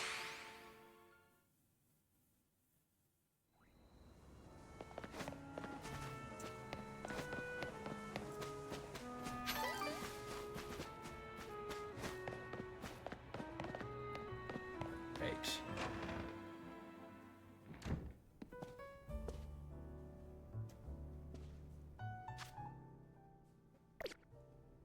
Return to Hotel Z. Yeah, here we go. At last, we'll have the recipe. I'll be able to make a donut that will lead the way to Rayquaza. Do we have to wait for Mr. Corbeau? Couldn't we go to the Rust Syndicate and ask him to tell us what we need to know? Settle down, Ansha. Let's be patient. Oh. Corbeau, is he coming? Philippe's the one who usually shows. Nope, it's Corbeau. Oh, am I not welcome? Hello, ChouRaven and Ansha. Perfecting this recipe took the sweat and toil of the entire Rust Syndicate. Please listen closely. To craft the donut properly, its flavor scores must meet or exceed the following values. And this is where I need to write shit down, because I actively need to fuck around with shit to make this work. Okay, let's see. 120 sweet.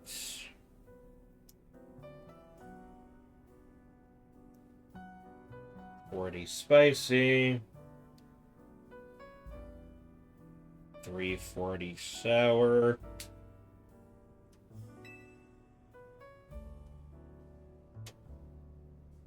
40 bitter. 390 fresh.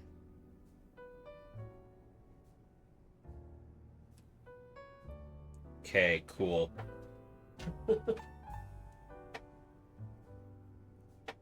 The wife and you've been thinking about maybe moving to Vancouver. I'm advocating for a more rural area that is welcoming to Americans that are not on either side of the lines.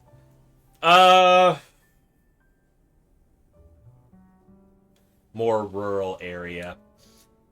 BC is not a bad idea for that.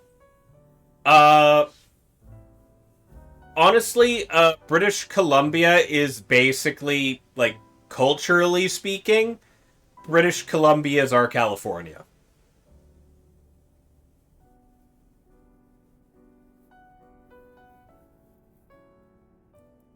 Like, yeah, Vancouver is very liberal in its thinking, but the rural areas are a little more conservative minded.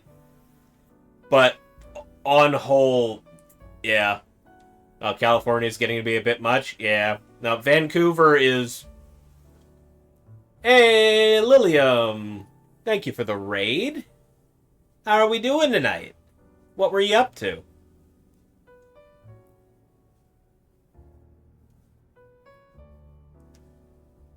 Raid! You guys showed up at just the right time to watch me messing around with donut ingredients. How y'all doing? You're playing Animal Crossing and then ZA? Nice. Don't really play much Animal Crossing myself, but my wife and my daughter both love it. More of a Pokemon person, honestly. Oh yeah, I've been playing ZA. I kind of had to take a break for a few weeks because I was focused on VGC stuff for the Toronto Regional. But I'm back to it. And currently trying to get Rayquaza. Give that Pokemon a pizza. I mean, yeah, just gotta give it enough carbs and get the calories in it. But yeah, Beck, if you're looking for more like middle of the road rural area in Canada,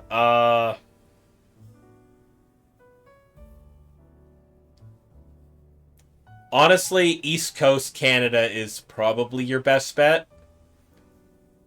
Like, most of the other provinces are very hard line one way or the other.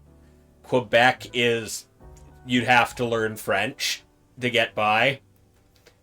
Uh, East Coast Canada, like Nova Scotia, New Brunswick. You don't do East Coast? Well, yeah. Nova Scotia, New Brunswick, PEI are pretty easy going. But yeah, that's the that's that. Rural Ontario's not bad, but depends on where. Rural BC is probably your best bet, honestly. Like, not Vancouver. Vancouver is very much akin to LA.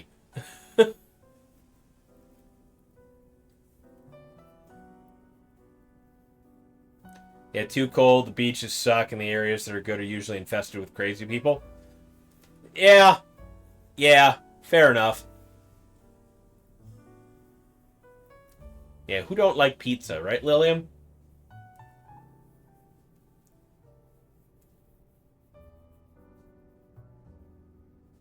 Yeah, I am gonna try and get as far into this as I might make this donut and call stream there. Because I'm looking at the clock, it is almost 3 a.m., and as much as that would usually be the time for me to go to bed, I have to drive my boss to the airport in an hour. Your dog loves to steal your son's pizza. Yeah, that'll happen.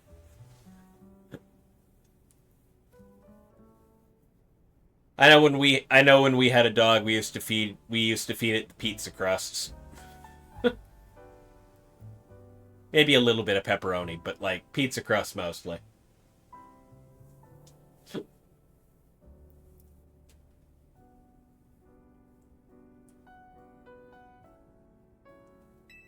We've got a secret ingredient for you too. The donut's color has to match Rayquaza's green, so I've procured the apex of culinary verdure.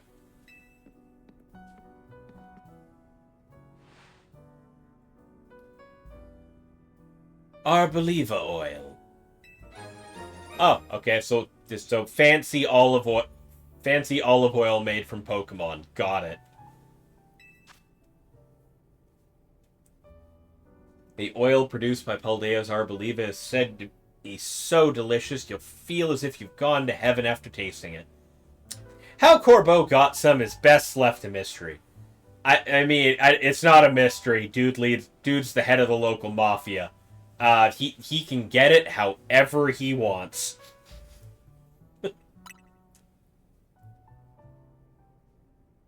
Wait, we're using it just because it's green? Sure. No sense making things complicated. Your dog would love to do so, but settles for sitting there staring into your soul. As a dog do. That Arboliva oil will make your donut so tasty the experience will be, well, out of this world.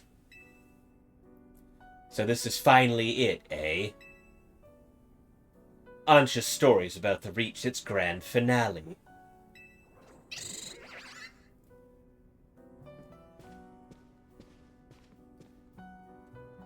We'll be cheering you on from our headquarters. Go get him. If that guy could use the Force, both him and I would be absolutely huge.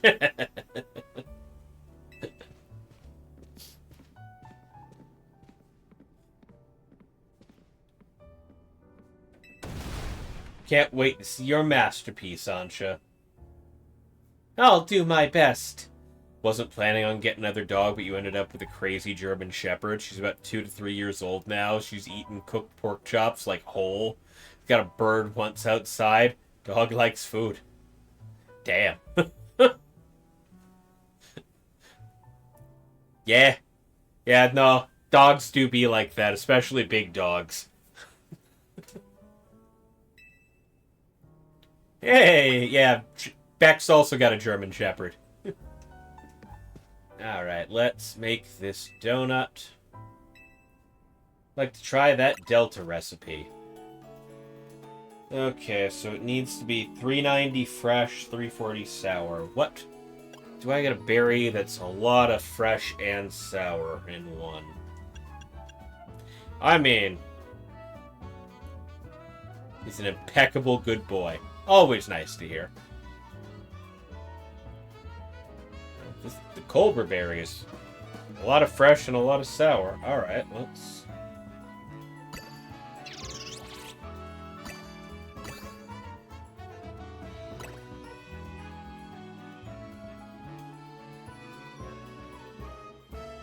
Alright, well 4 of those is already almost maxed out my values.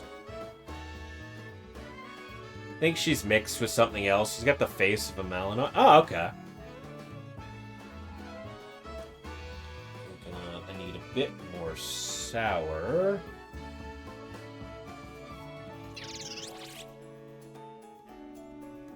Bit more sour. And some sweet and some spicy. And like 50 more fresh. I just pumped one more of these in here just for shits. I mean, that probably can't hurt. More 50 of it. I do need 120 sweet, so drop one of these in here. Maxes out the fresh. Gives me most of the sweet I need. 3 more berries. Except when the Amazon dude shows up, I don't know what that guy did, but goddamn, he's his mortal enemy. Dog barks at delivery people, mainly Amazon or random solicitors who scared a few of them walking by foot. Yeah, bark is no joke. It really isn't. Let's see, we got 3 berries left. I don't want to waste my Haban berries. They're good. So are the Tanga berries. I need that. Let's see. If I need 340, so I need 80 more sour. I need a little bit of spicy too, which that'll do it for that. And I have 2 more berries to work with. Made the dude drop his plastic water bottle. Yeah. Let's see here. I need 35 more sweet and 40 bitter. Something that is sweet and bitter.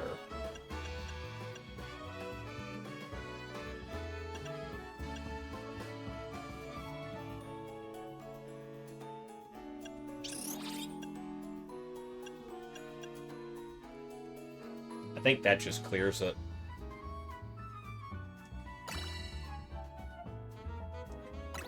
That sure did it.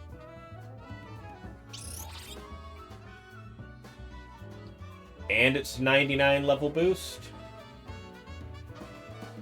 And decent amount of calories. People give us a wide path when we're walking. I think it has to do with size or something. It has almost black. Oh, yeah. That'd do it. I think that is what I need. Let's get started at once.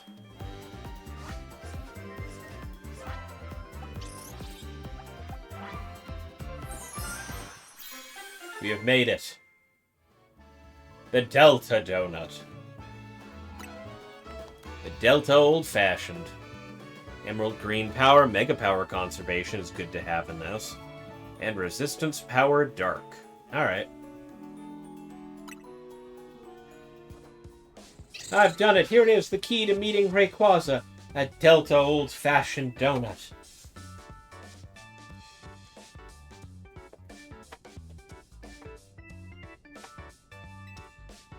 Alrighty. Now we can meet Rayquaza.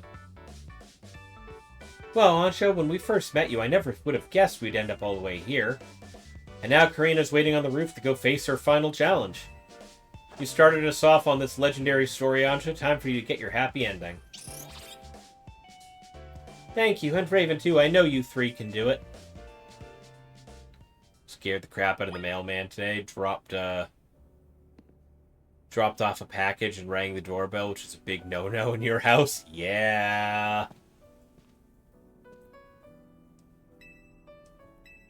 I'd like to make a donut. We are going to try and make, now that we've got that out of the way, if I can bump this up the whole way with these, I can farm myself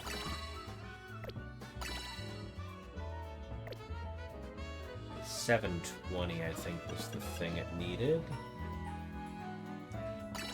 There we go.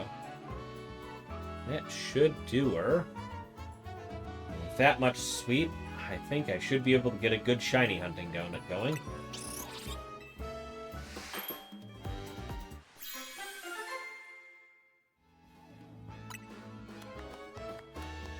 Sparkling Power Ghost, level 1. Humongo Power, level 3. I don't like that.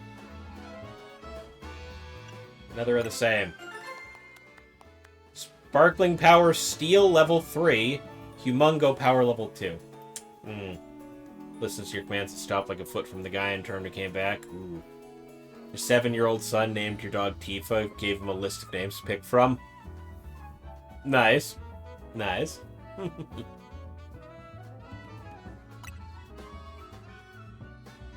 Different donut.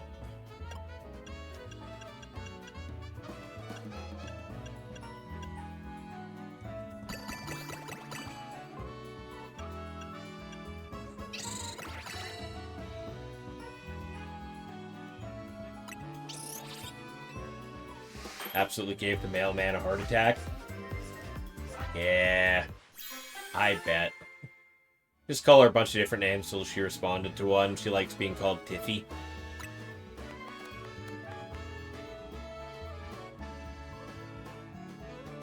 Well, that feels like a waste. Oh my. Make a different donut. Was hoping for a better outcome than that.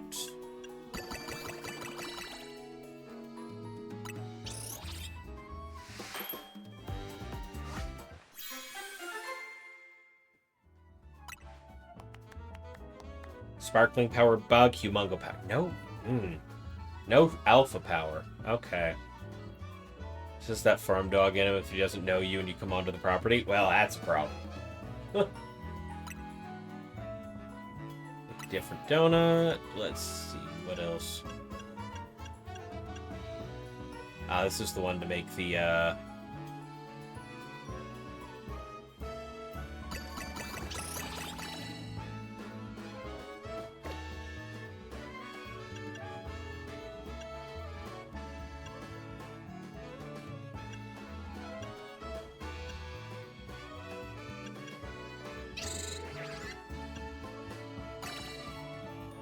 Right.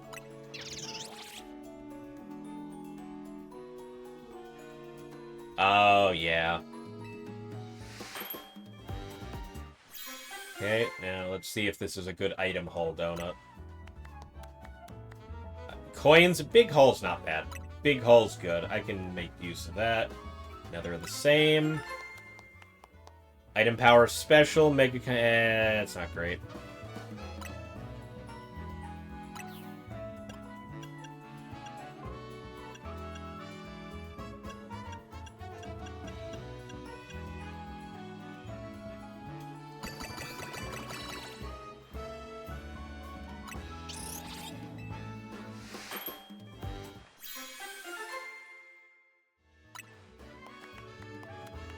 Power candies, big haul power, and okay, that's a decent one for farming.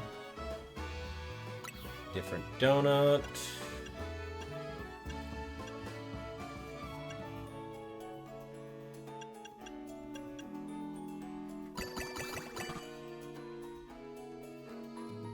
High.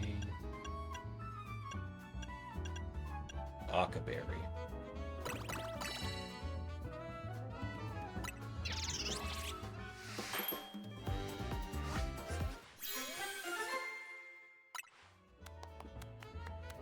Alpha power 2 and counter power. Okay, so alpha power, but no shiny power. Alright. That's not great, but that still gives me a little more of a chance, just in general, of spawning alphas and maybe alpha shinies if I'm lucky.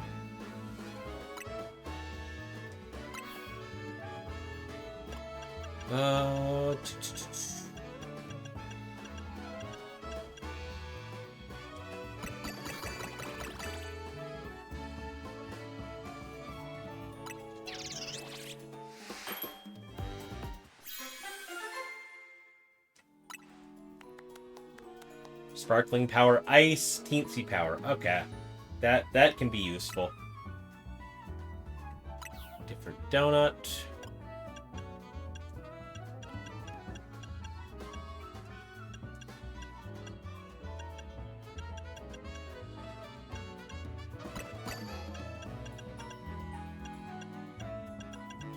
Yeah, none of the rest of them have that high. Okay. Chopple.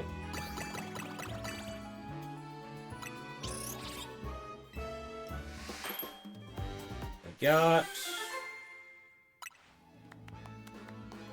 teensy power. Okay, nothing decent on that one. That's just a good donut to throw out there randomly.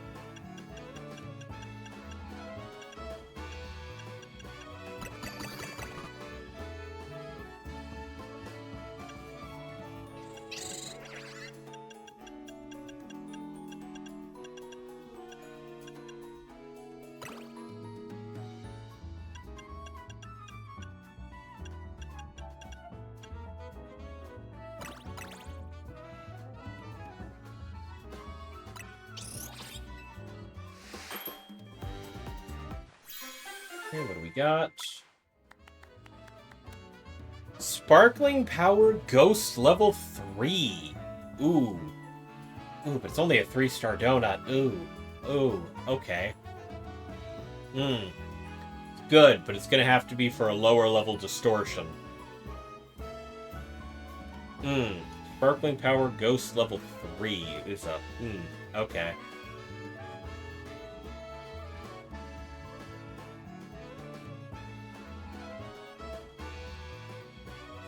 Maybe if I can find a Phantom or a Pumpkaboo. Ooh, alright. That's some stuff to think about.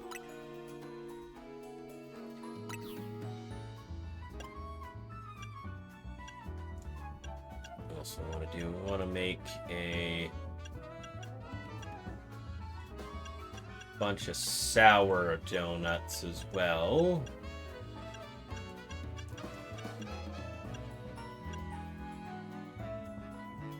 Just make a bunch of Cova Berry ones just to get some battle powers in for when I inevitably have to do a few more things. The battle zones. Move power normal, attack power level 2. Alright. Yeah, they're the same. Move power fairy and attack power level 3 each. Damn, okay. That's gonna... I'm gonna be smacking somebody upside the head with that one. Move power grass and attack power level 3. Alright. That's good for the battle zone areas.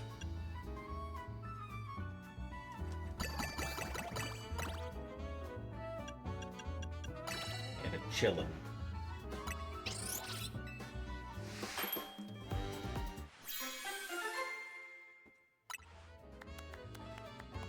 Dragon, attack power, okay.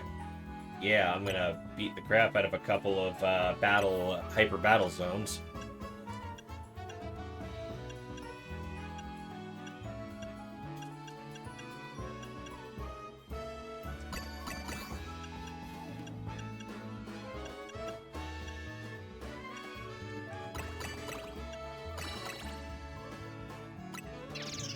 Alright, let's see what we get for this one.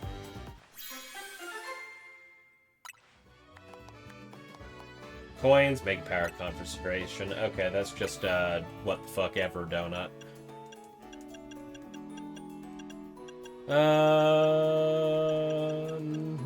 Nope.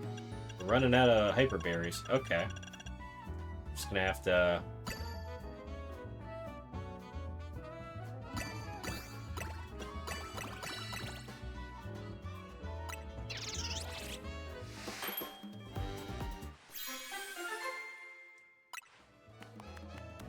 XP candies, not what I wanted, but I'll take item power treasure.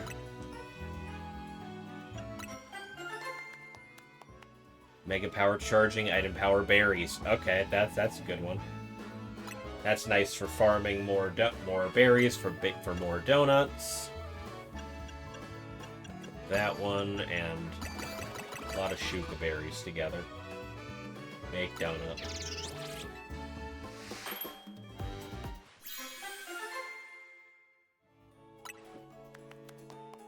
Star item power berries level 3. Okay, that's a good one for farming berries. Let's go.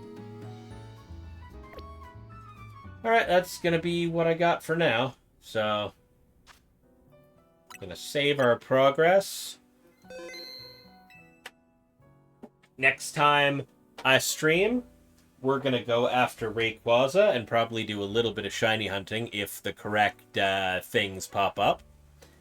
We'll probably find a reason to use some of those donuts anyway. And yeah, I have to be sitting out front of my boss's condo in an hour. So I'm gonna I'm gonna raid off and start worrying about getting ready for that. Let's see here. Who is... Are we going to play some Species Unknown? Yeah, maybe. I mean, that's also a thing. I mean, if Overkill's back from the hospital anyway. You make some space money. That's also an option for this week. I'm not exactly hurting to play more of this at this point. I've got to the end of the game, basically. This is the last boss I'm ready for right now.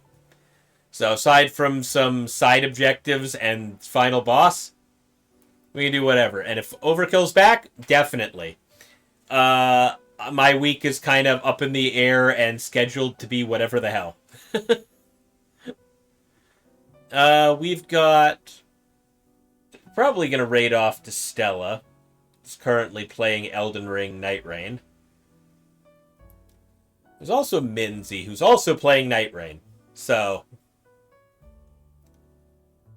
But Minzy, last I tried, had a thing that didn't let you raid her unless you had a certain number of followers. Yeah, no, I can't raid Minzy because she doesn't let people raid unless they've got at least 10 active viewers in chat. Okay, so that's a no.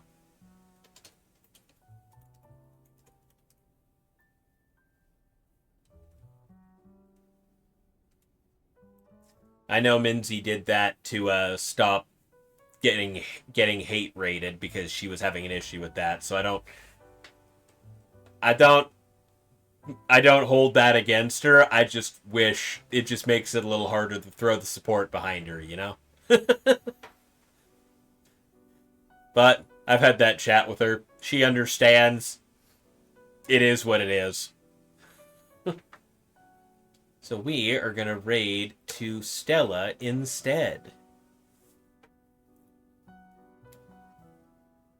Alrighty then, everybody. Thank you, everyone, for coming out tonight. It has been fun.